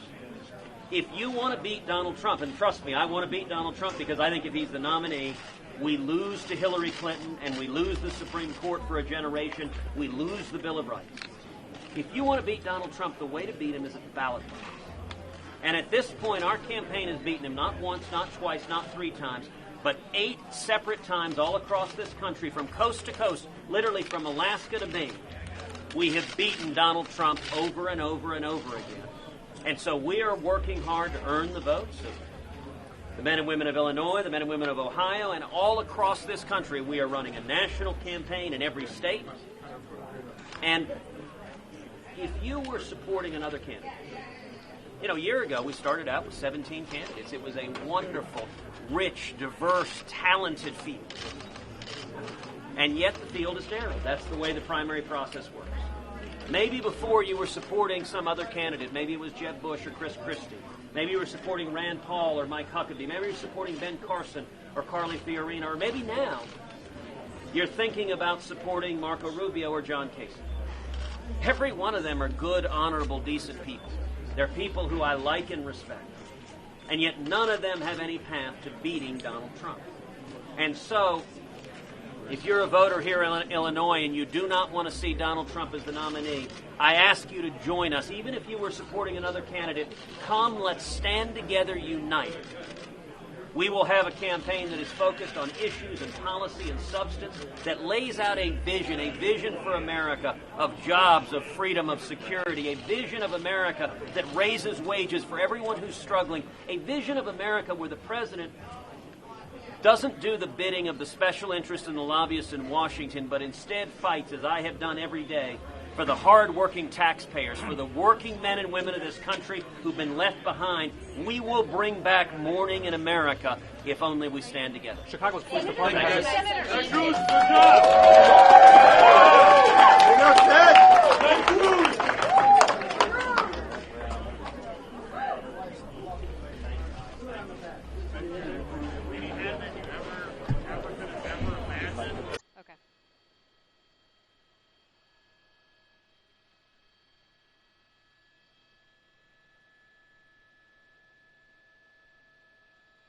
Okay, I got an idea.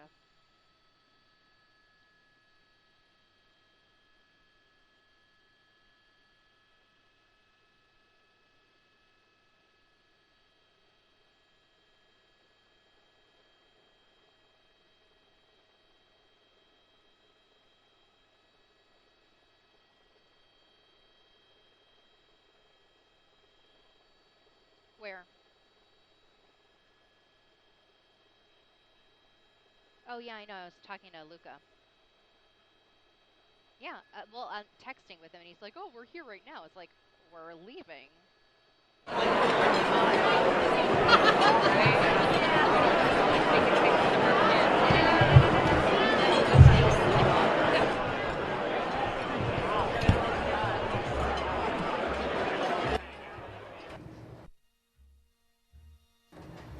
All right, folks, now we are waiting for a Ted Cruz event to start up here. You saw him just talk with the media briefly. He's about to have a little rally here in a little bit.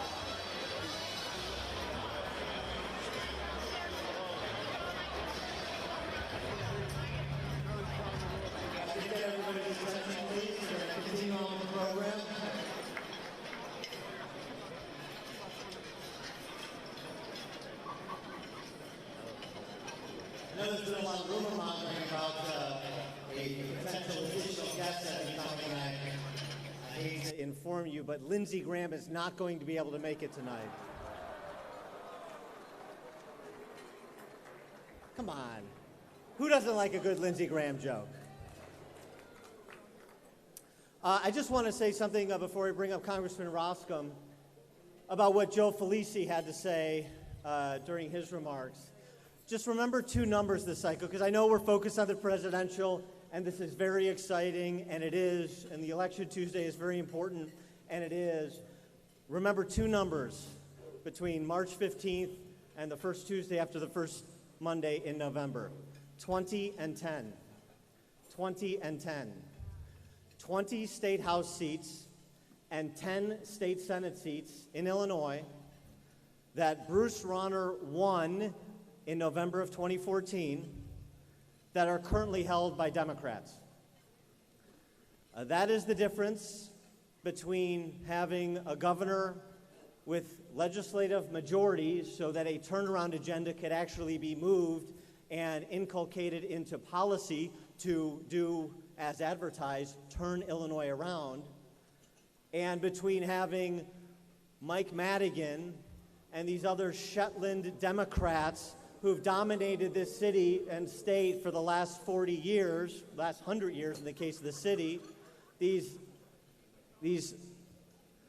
licentious leprechauns, letting them be in charge of this state for another cycle, perhaps another generation. So think about all the legislative seats that we have to win in November, and again, getting out of the superminority in the House, getting out of the superminority in the Senate, starting to build towards majorities over the next couple of cycles. It all runs through northwest suburban Cook County.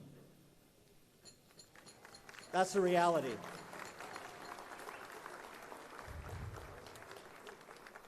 Part of what I do when I'm not doing my phony baloney job on the radio, where they pay me a lot of money to work 20 hours a week, is to run an independent expenditure PAC that supports candidates for legislative offices. And we have commitments, and the governor has made a substantial commitment to turn super minorities into majorities. And so I just want you to think about those legislative races, where you live, and how important they are as the campaign and the political season moves forward. And with that, I want to introduce Chris Cleveland, who's the, I'm sorry. Peter, okay, all right. So with that, I'll go back to what I was originally going to do. Phil, and I think Peter Roskam has filled those shoes as an intellectual and moral leader for the Republican Party the way that Henry Hyde was. It's my pleasure to introduce Congressman Peter Roskam. Thank you, Dan, very much. I'm here with my wife, Elizabeth, and I want to tell you a story. I want to tell you a story about somebody who believed in their country when it looked like their country didn't keep faith with them. And that was a witness who was targeted by the Internal Revenue Service and came before the Ways and Means Committee to tell her story. You see, this woman was with the Right to Life group in Iowa. She sought to incorporate her organization so that she could participate in the great public debates of our day, and she got some written questions from the Internal Revenue Service as she was seeking that legal status in order to just get out and persuade people from a pro-life point of view. She gets a bunch of questions, and the IRS said, "Tell us about your organization. What do you do?" And she said, "We do this, and we do that, and we have meetings, and we encourage people, and we have prayer meetings." And she sent it in. The IRS wrote back and said, "Tell us about your prayer meetings." Now, if that doesn't scandalize you, nothing will. The notion that a bureaucracy is going to use its intimidating power to sort of shun someone, and that is a bureaucrat that is going to decide what happens in prayer meetings, heaven help us. What we have a responsibility to do, friends, you and I, in this generation of conservatives, is to make sure that we're standing up and we are restraining power, that we're reminding people where power comes from. We remind people that we've got 3 co-equal branches of government, that this is delegated authority, this is authority from the people. And so now moving forward, here's what the political left wants us to feel like. They want us to feel overwhelmed. Let me close by saying this. They want us to feel overwhelmed, and there's no better example of that than the metric and the narrative and the dialogue about Obamacare. Because remember when Obamacare was jammed through on a partisan basis, we were told, this is all done. Thank you very much. It's over. It's signed, sealed, delivered. And those of you who don't like it, you can just go off and chat among yourselves and nobody really cares what you say. But instead, this is what happened. The country rejected it and sent conservatives to Congress. The country rejected it again and sent a United States Senate, a conservative majority there. Now we know this, that there is only one office between us and the repeal of Obamacare. We know what we need to do this fall. We need to bind together, elect a conservative majority, elect a conservative president who will repeal Obamacare and restore this country.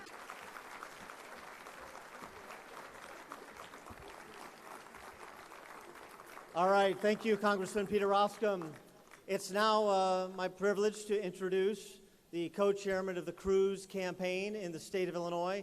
He is also the co-chairman, or the Chicago Republican chairman. He is Chris Cleveland.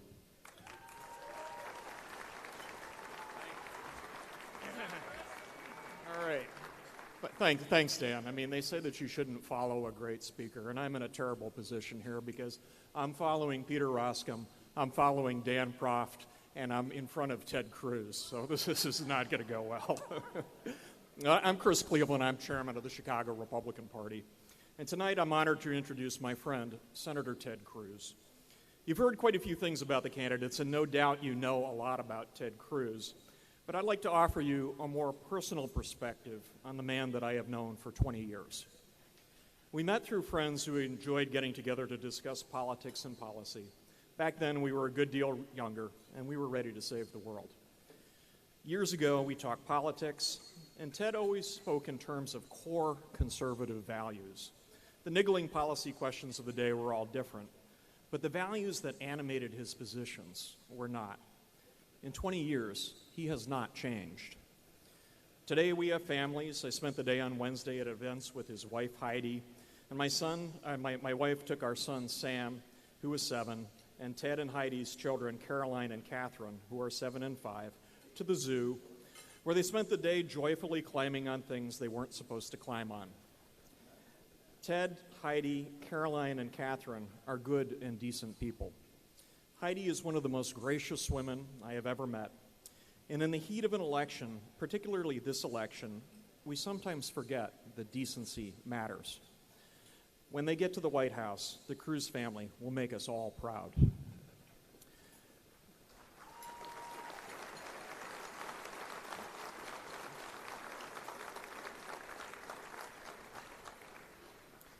Ted Cruz has a commitment to the broad principles of a good society: liberty, limited government, and an understanding that the American experiment in self-government continues. It's a lifelong commitment to the Constitution, democracy, faith, righteousness, and the love of unseen things that do not die. I've not met another American politician who has a clearer understanding of these things. Only one springs to mind. Ronald Reagan understood.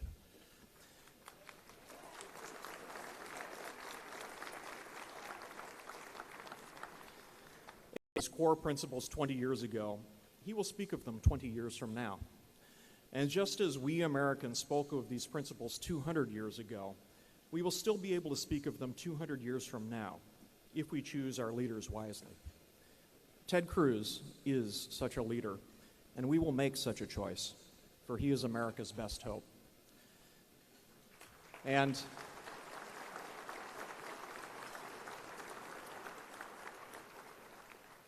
it's funny to say it, but I think we're both still ready to save the world. Senator Ted Cruz.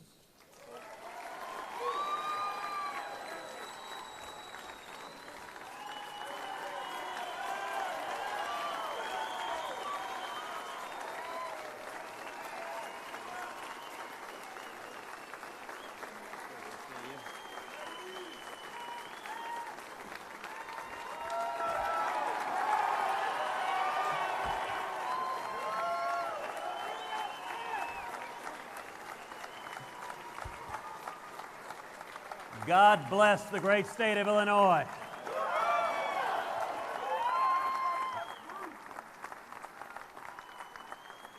I am thrilled to be with you. What a terrific evening. Thank you for welcoming me to the great city of Chicago.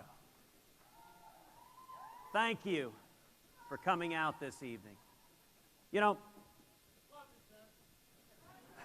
and I love you.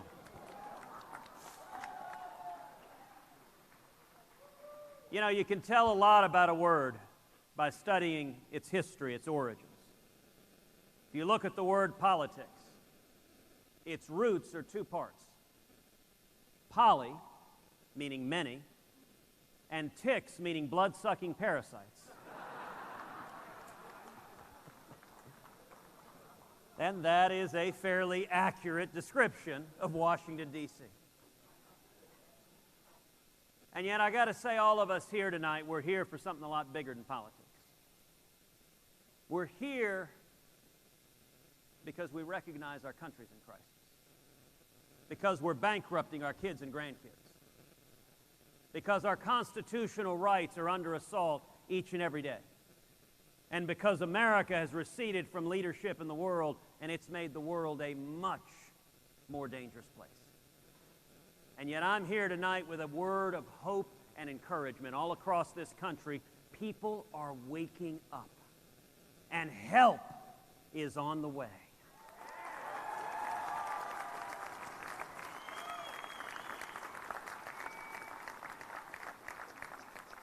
I believe this next election will be about three key issues: jobs, freedom, and security. Let's talk about each of them. Let's start with jobs. You know, let me talk for a minute to all the single moms out there who are working 2 or 3 part-time jobs, who've had your hours forcibly reduced to 28, 29 hours a week because Obamacare kicks in at 30 hours a week. Let me talk to all the steel workers and truck drivers and mechanics and plumbers, the men and women with calluses on your hands, the union members who've seen your wages stagnate, stay the same year after year. Cost of living keeps going up, but somehow your wages don't seem to keep pace. Let me talk to all the young people coming out of school. You got student loans up to your eyeballs. You're scared, am I going to get a job? What does the future hold for me? And the media tries to tell us this is as good as it gets. Well, let me tell you, that is an absolute lie. You know, it's easy to talk about making America great again. You can even print that on a baseball cap. But the critical question is, the heart of our economy is not Washington, D.C. The heart of our economy is small businesses all across this great nation.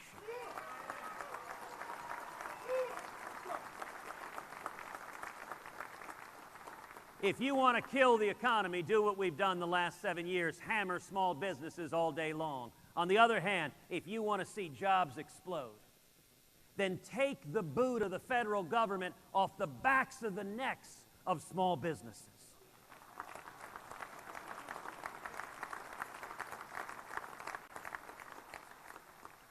If I'm elected president, we will repeal every word of Obamacare.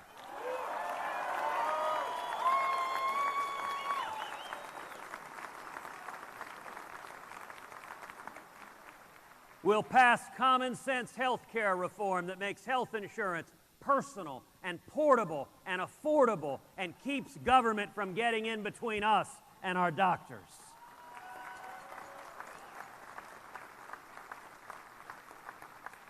And we will pass a simple flat tax.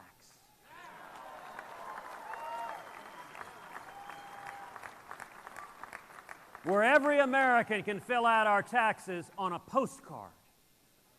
And when we do that, we should abolish the IRS.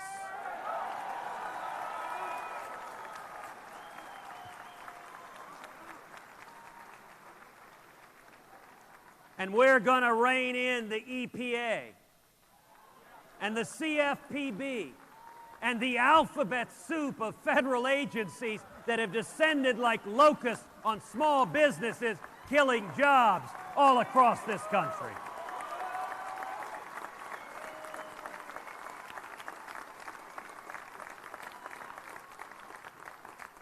We're going to stop amnesty, secure the borders, end sanctuary cities, and end welfare benefits for people here illegally.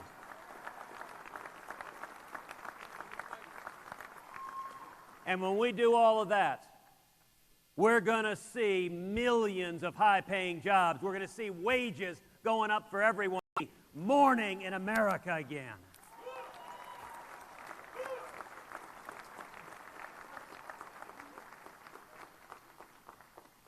The second critical issue in this election is freedom.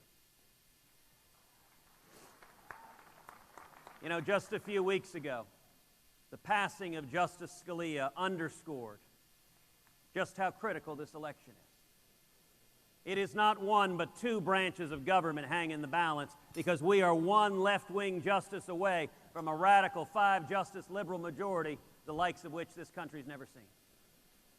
We are one liberal justice away from the Supreme Court stripping away the religious liberty of every American.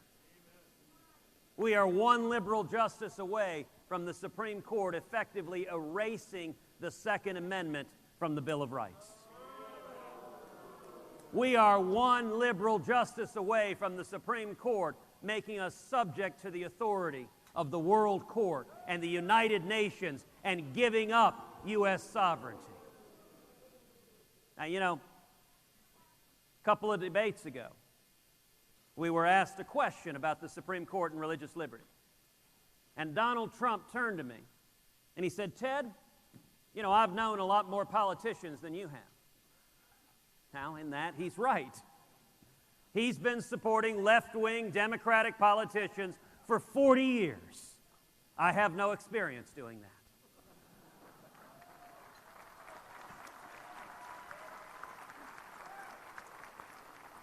But Donald said, "Ted, when it comes to the Supreme Court, when it comes to religious liberty, you need to learn to compromise. You need to learn to negotiate. You need to work with the Democrats." Well, let me be very, very clear to the men and women of Illinois.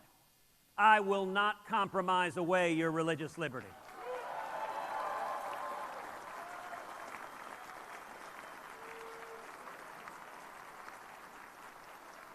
And I will not compromise away your Second Amendment right to keep and bear arms.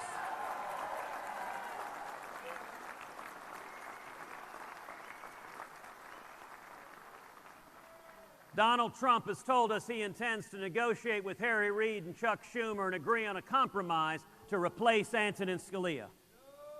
Well, I'll tell you this, every justice I put on the Supreme Court will be a principled constitutionalist who will vigorously protect the Bill of Rights for your kids and for mine.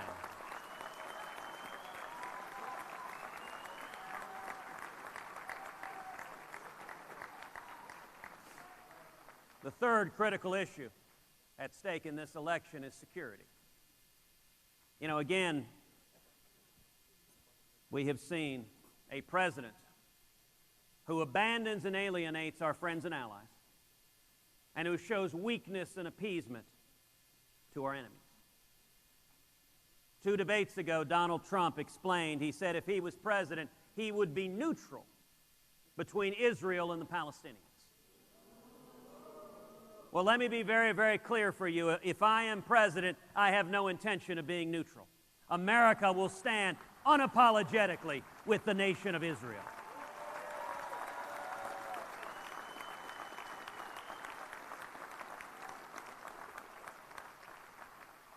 One of the most dismaying things that has happened over the last 7 years is we have seen our U.S. military weakened. We've seen our readiness degraded. We've seen morale among the troops plummeted. Now, I'll point out, we've all seen this before as a nation. We've seen another left-wing Democratic president, Jimmy Carter, similarly weaken and undermine the military. And in 1981, Ronald Reagan came into office.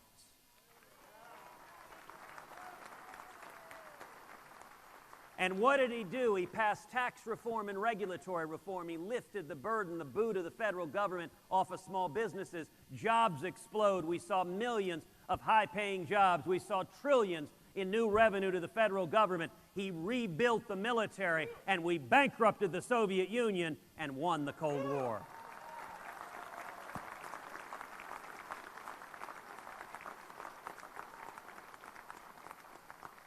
I intend to do the exact same thing with radical Islamic terrorists.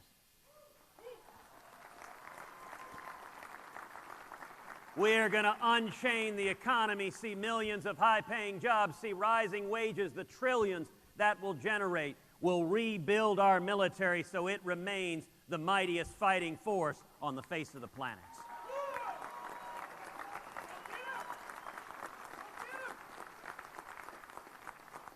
And no longer will our military be governed by political correctness.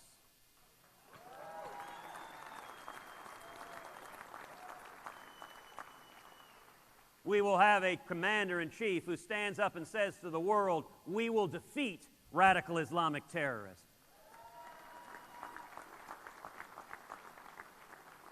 We'll have a president willing to utter the words radical Islamic terrorism.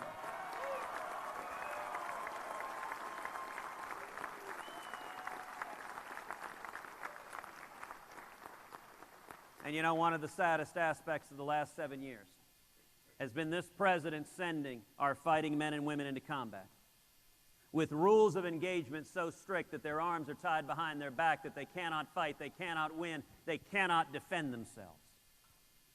That is wrong. End.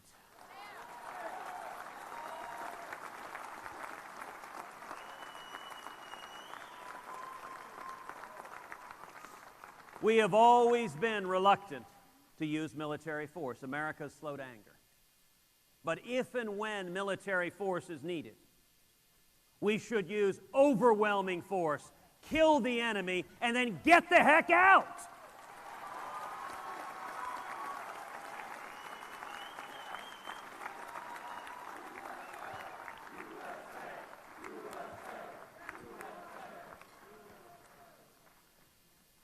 Is remotely close. Now, at this point,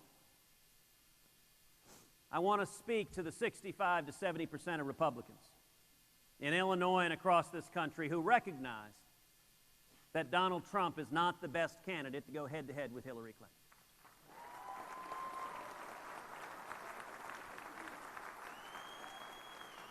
That if we nominate Donald Trump, we lose. Over and over again, every poll shows that Hillary doesn't just beat him, but wipes the floor with him, wallops him. And if we lose the Supreme Court for a generation.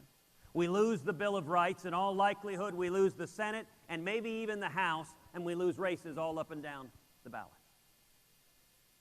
If you're one of the 65 to 70% of Republicans who recognize Donald Trump is not the best candidate to go up against Hillary Clinton, then I would welcome you to come and join us, because our campaign is the only campaign that has beaten Donald Trump over and over and over again, and that can and will beat Donald Trump and win this nomination.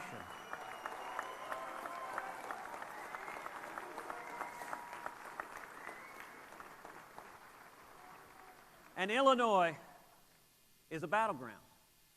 Listen, Illinois is used to being neglected by Republicans. I recognize that.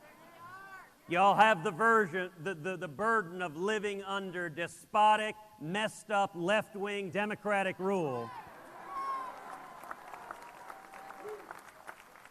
which means the men and women here, you're hardy, you're principled, and you're fighters. But Illinois is a state that matters in this primary. Right now in the state of Illinois, Donald Trump and I are effectively tied. We are neck and neck here in the state of Illinois. And to get to 1237, listen, the media has already given the nomination to Donald Trump. They desperately want him to be the nominee because he may be the one person on the face of the planet Hillary Clinton can beat.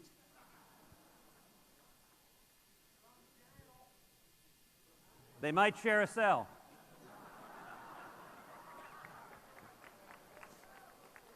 But the nomination is not going to be decided by the Washington establishment parachuting in some favored choice at a brokered convention.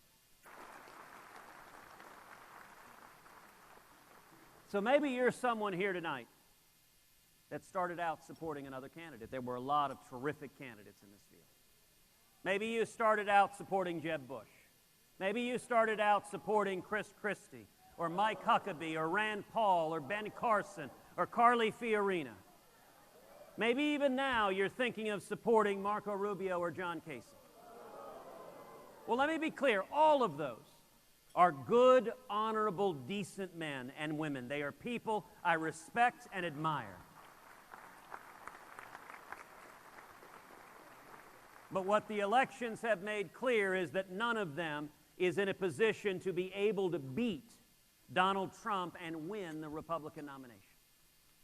So if you started off supporting one of those other candidates, let me invite you to join us. Come, stand together, stand united as one.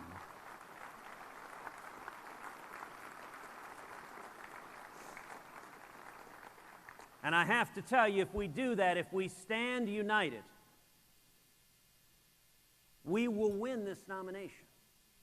But you know, one of the interesting facts that has been underreported in the press is in primary after primary after primary, we are seeing record-shattering turnout. In state after state after state among the Republicans and among the Democrats, turnout has plummeted.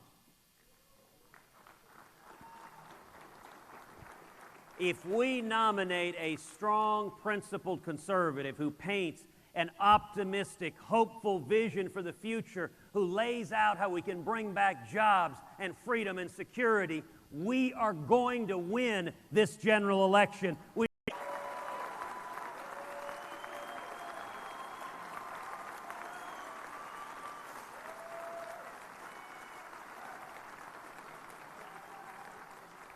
So I thank you for your passion. I thank you for your leadership.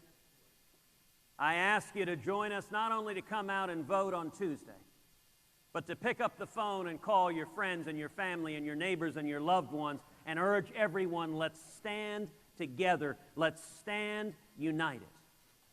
And it took Jimmy Carter to give us Ronald Reagan. And I am convinced the most long-lasting legacy of Barack Obama will be a new generation of leaders in the Republican Party who stand and fight for liberty, who stand and fight for the Constitution, and who stand and fight for the Judeo-Christian values that built this great nation. Thank you, and God bless you.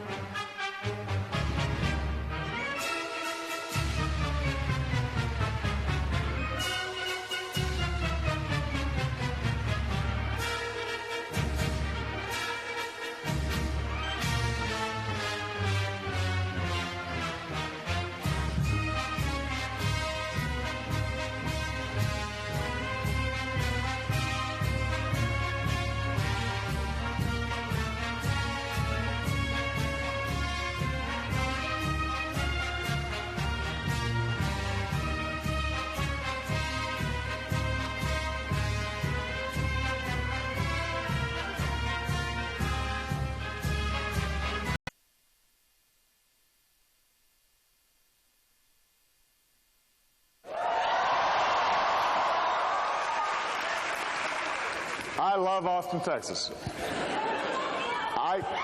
Thank you. It's just good to be back. Nice to have you here. Welcome. Welcome to Austin. Welcome to South by Southwest. Let's make a little news. You stopped at Torchy's on the way in from the airport. I did. You did. I did. Would you please share with the world what you told me backstage, your order, perfectly in keeping with your political views? I ordered a Democrat.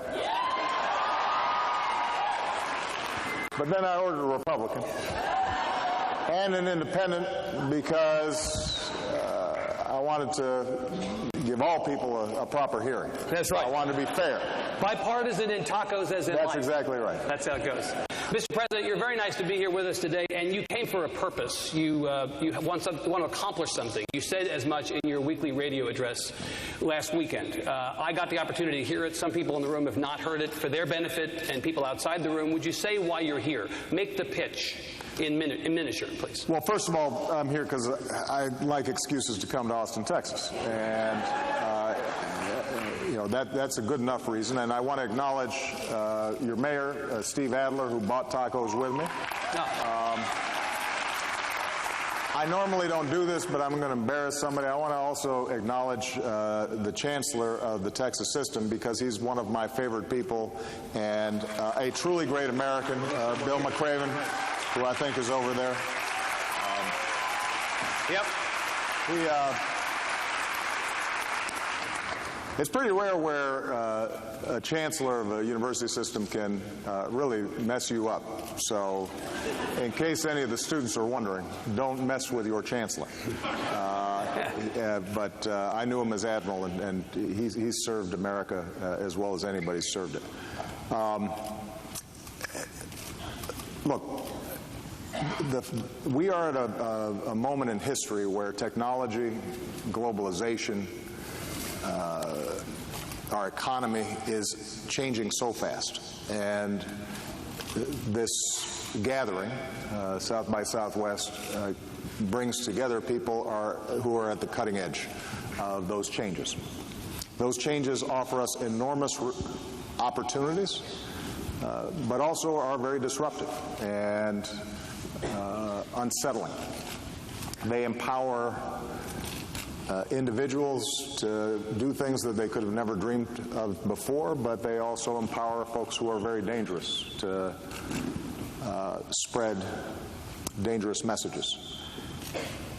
And part of my challenge since I've been president is trying to find ways in which our government can be a part of the positive change that's taking place and can help convene and catalyze folks in the private sector and the nonprofit sector to be part of the broader civic community in tackling some of our biggest challenges. And just three things that I talked about during my weekly address where this group, I think, is primed to make a difference. Number one, we're spending a lot of time figuring out how can we make government work better through technology, digital platforms, and so forth. So, for example, we've reduced the FAFSA form process where you apply for student aid by about 2/3 just by digitalizing it, putting it online, making it a little more common sense.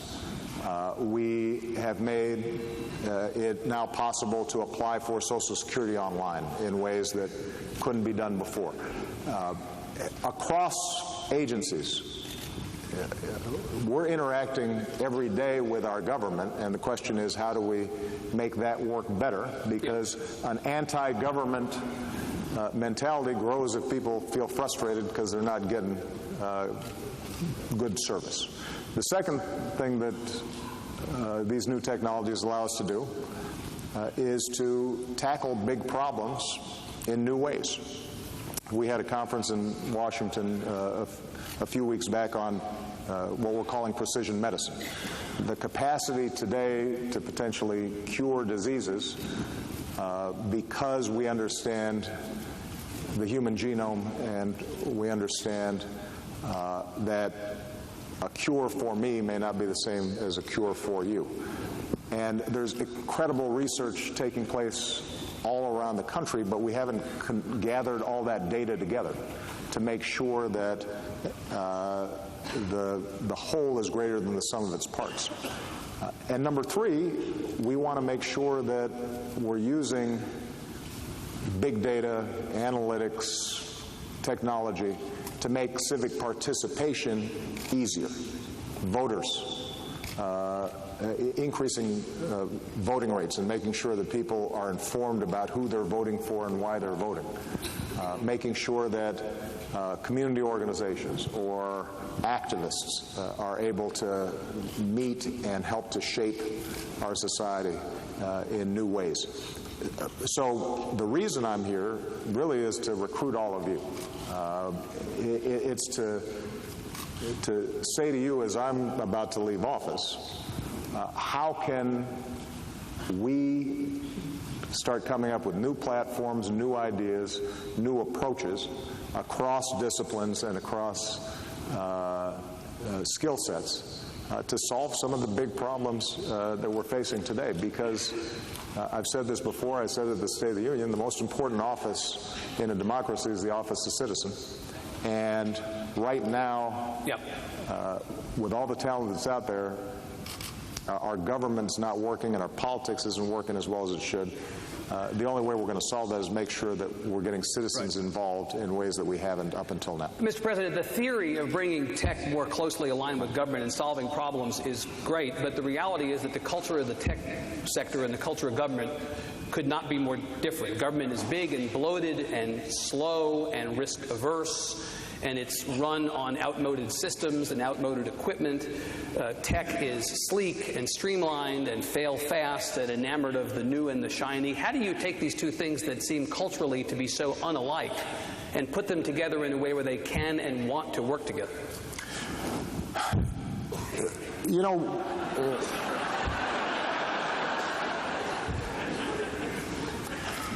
well, let me give you an example of the big and the bloated and the frustrating. You may recall that I passed this law called the Affordable Care Act to sign people up for health care.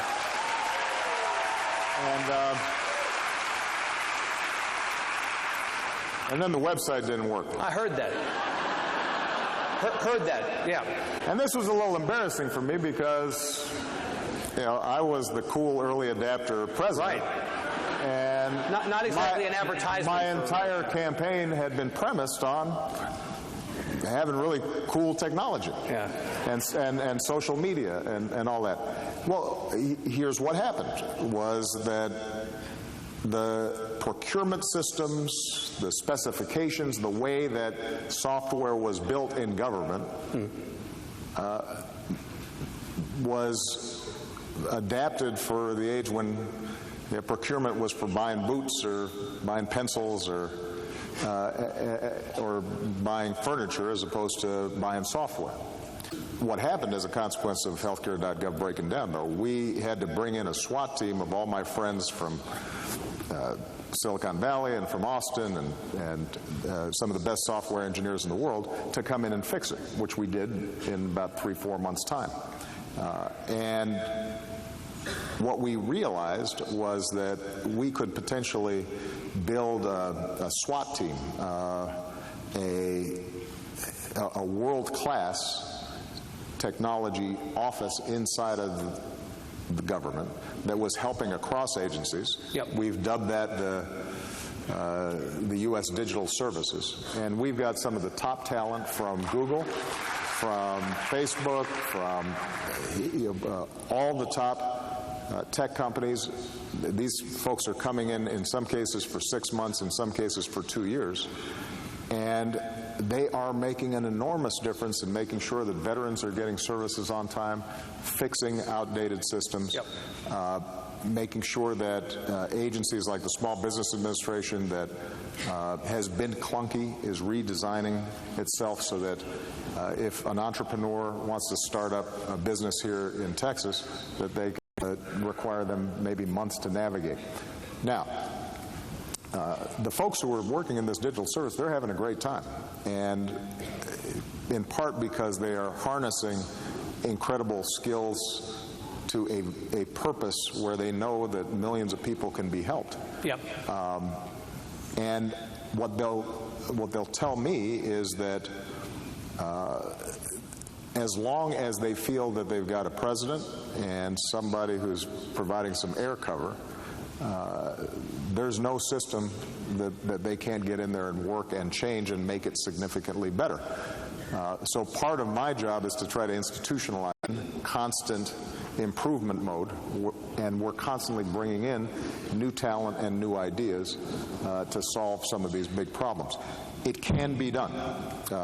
It requires some effort, right? But everything requires some effort. Because, Mr. President, you know, I talked to tech people in advance of your coming, and I said if you were asked by the President or by the administration to come in and work with them, what would the conditions need to be that would make it possible? And they said, well, we would need some kind of a carve-out, some kind of flexibility from rules and regulations. We would be willing to work with the government. Maybe we would then donate back the IP, some sort of a tax break back. We'd be willing to work, but the government would have to come at least a little bit in our direction. You're saying you're willing to do that. Well, I'm not saying I'm willing to do it. I'm saying we're doing it. You're doing it now. Yes, sir. It is currently happening. Right.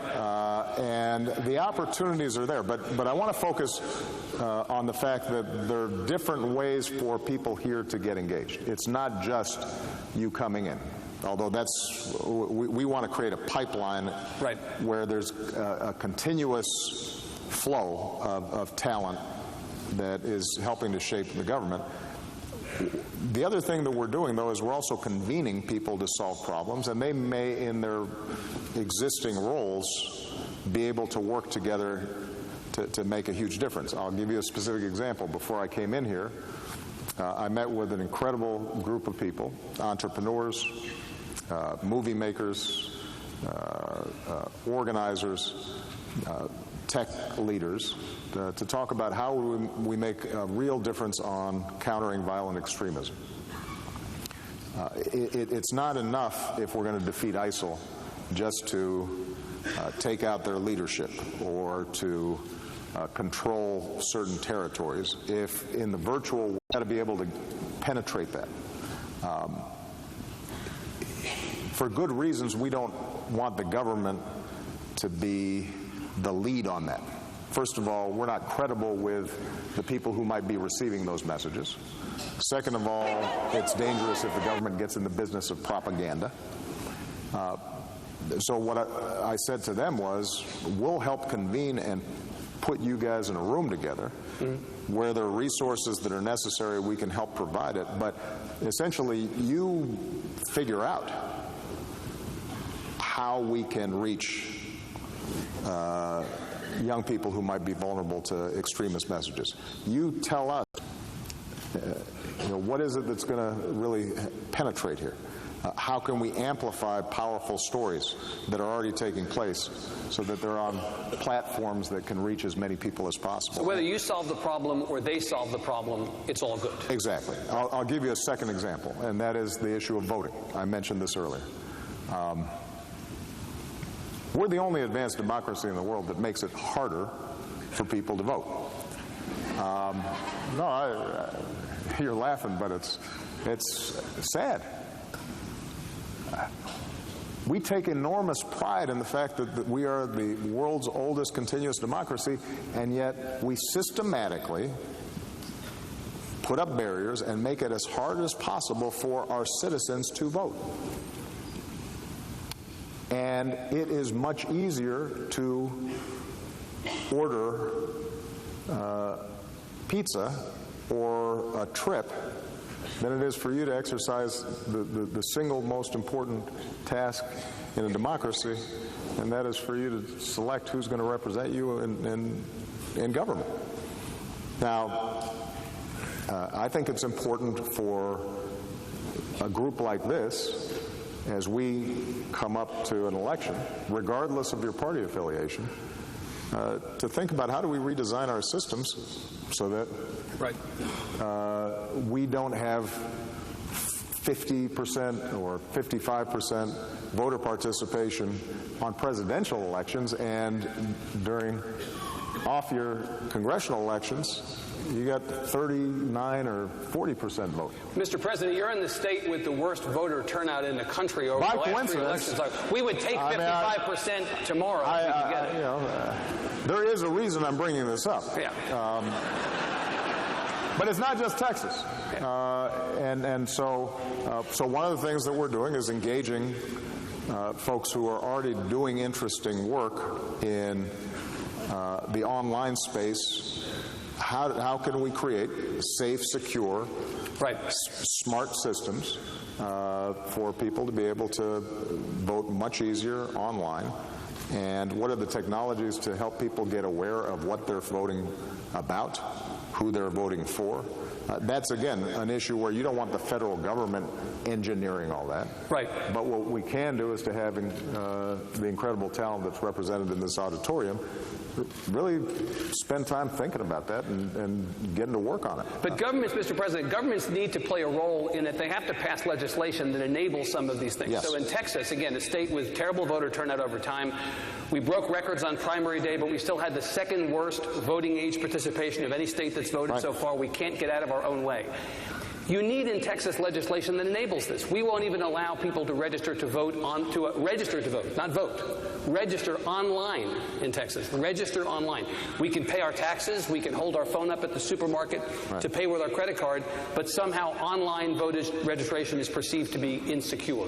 Or same-day registration. The folks who are currently governing the good state of Texas aren't interested in having more people participate. But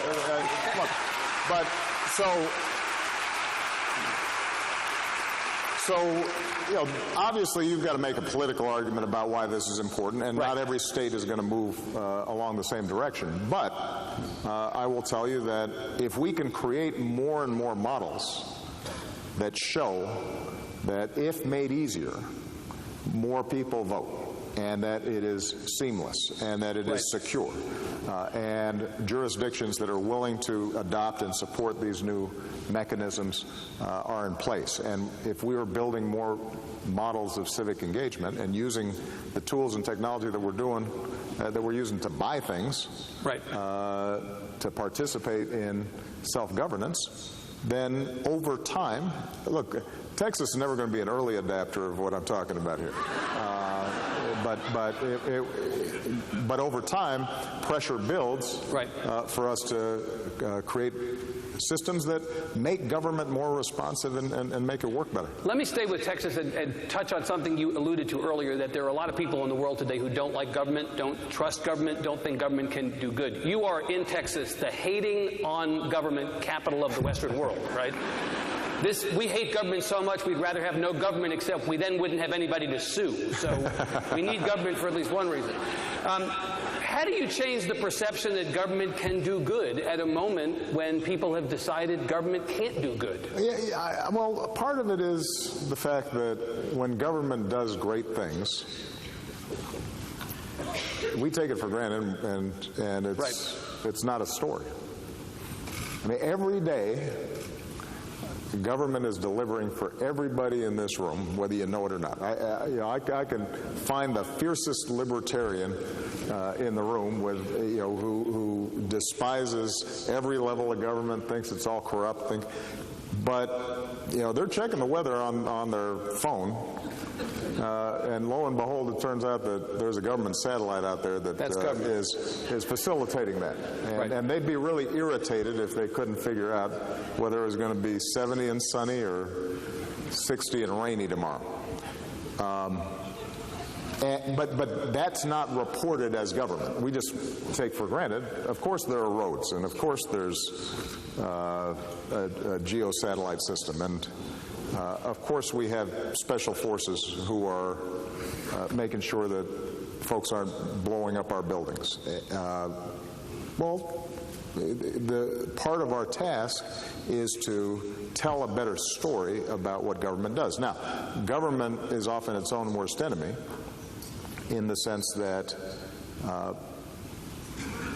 it has to also be more responsive where people interact in a direct way with government. I've said before that I could change the politics of America faster than just about anything if I could just take control of all the DMVs in the country.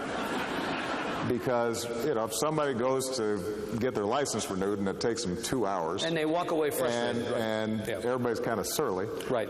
That's their impression of government. Yeah. Or if their primary interaction with government is the IRS, you know, you just don't have a good association with government when you're writing that check.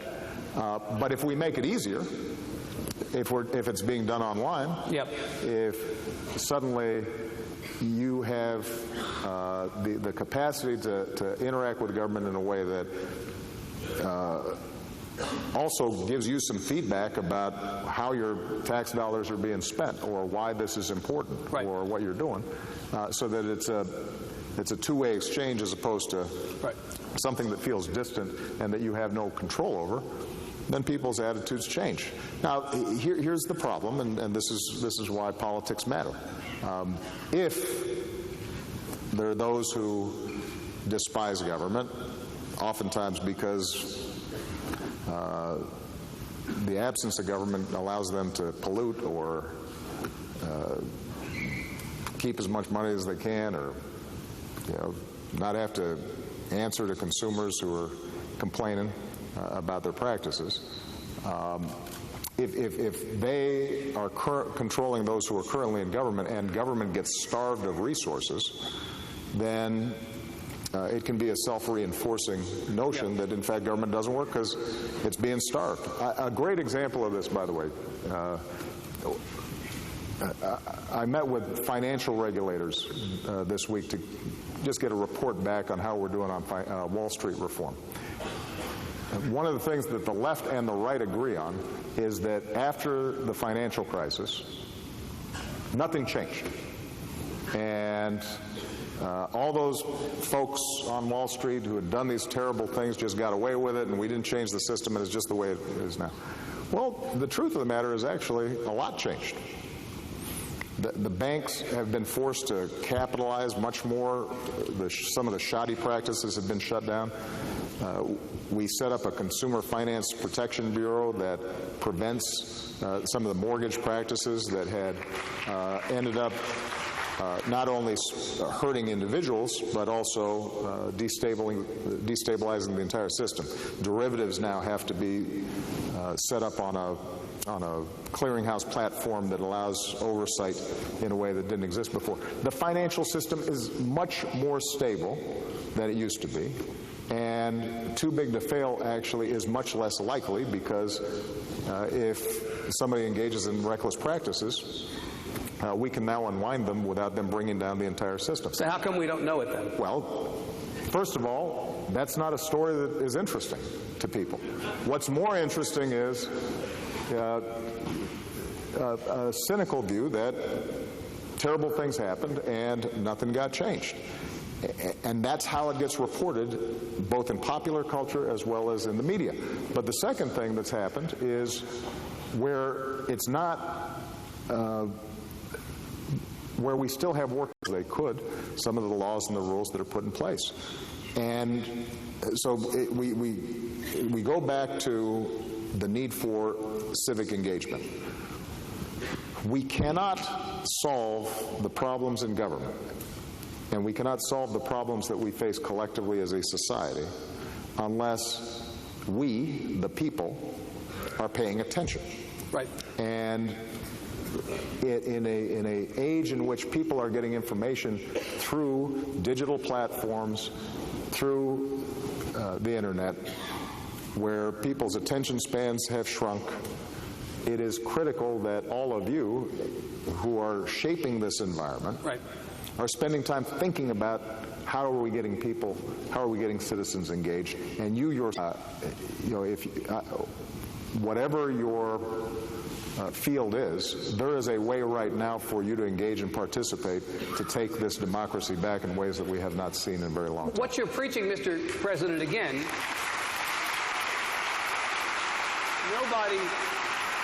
Nobody will take issue with the idea of more civic engagement in a digital age, but the question is whether everybody, all of us in this country, are in the same digital age, right? You're in a state that is seeing rapid changes in its population. Will soon be Hispanic majority. Well, in this state, as in a lot of other states, the digital divide, access to Wi-Fi, 54% of African Americans have access, but 46% do not. Many more white households have access to the internet than do non-white households. We know that we have this massive digital divide in this country, in Texas and elsewhere. Shouldn't the government, before we start providing all this civic engagement through the digital space, make sure that everybody's in the digital space first? Which is actually exactly what we've been trying to do over the last several years. When we passed the Recovery Act, the stimulus, the other party, despite the fact that unemployment's now below 5%, and we avoided a Great Depression, but thanks, Obama.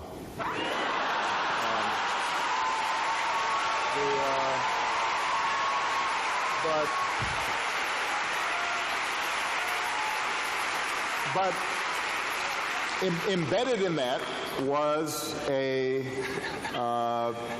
massive investment in making sure that. All right, folks, that is going to do it for the Fox 10 News Now stream for today. We hope you guys all have a great night. What a night it has been. Wow, that is all I can say. I hope you guys have a great, great night and a great weekend as well. I'll see you on Monday.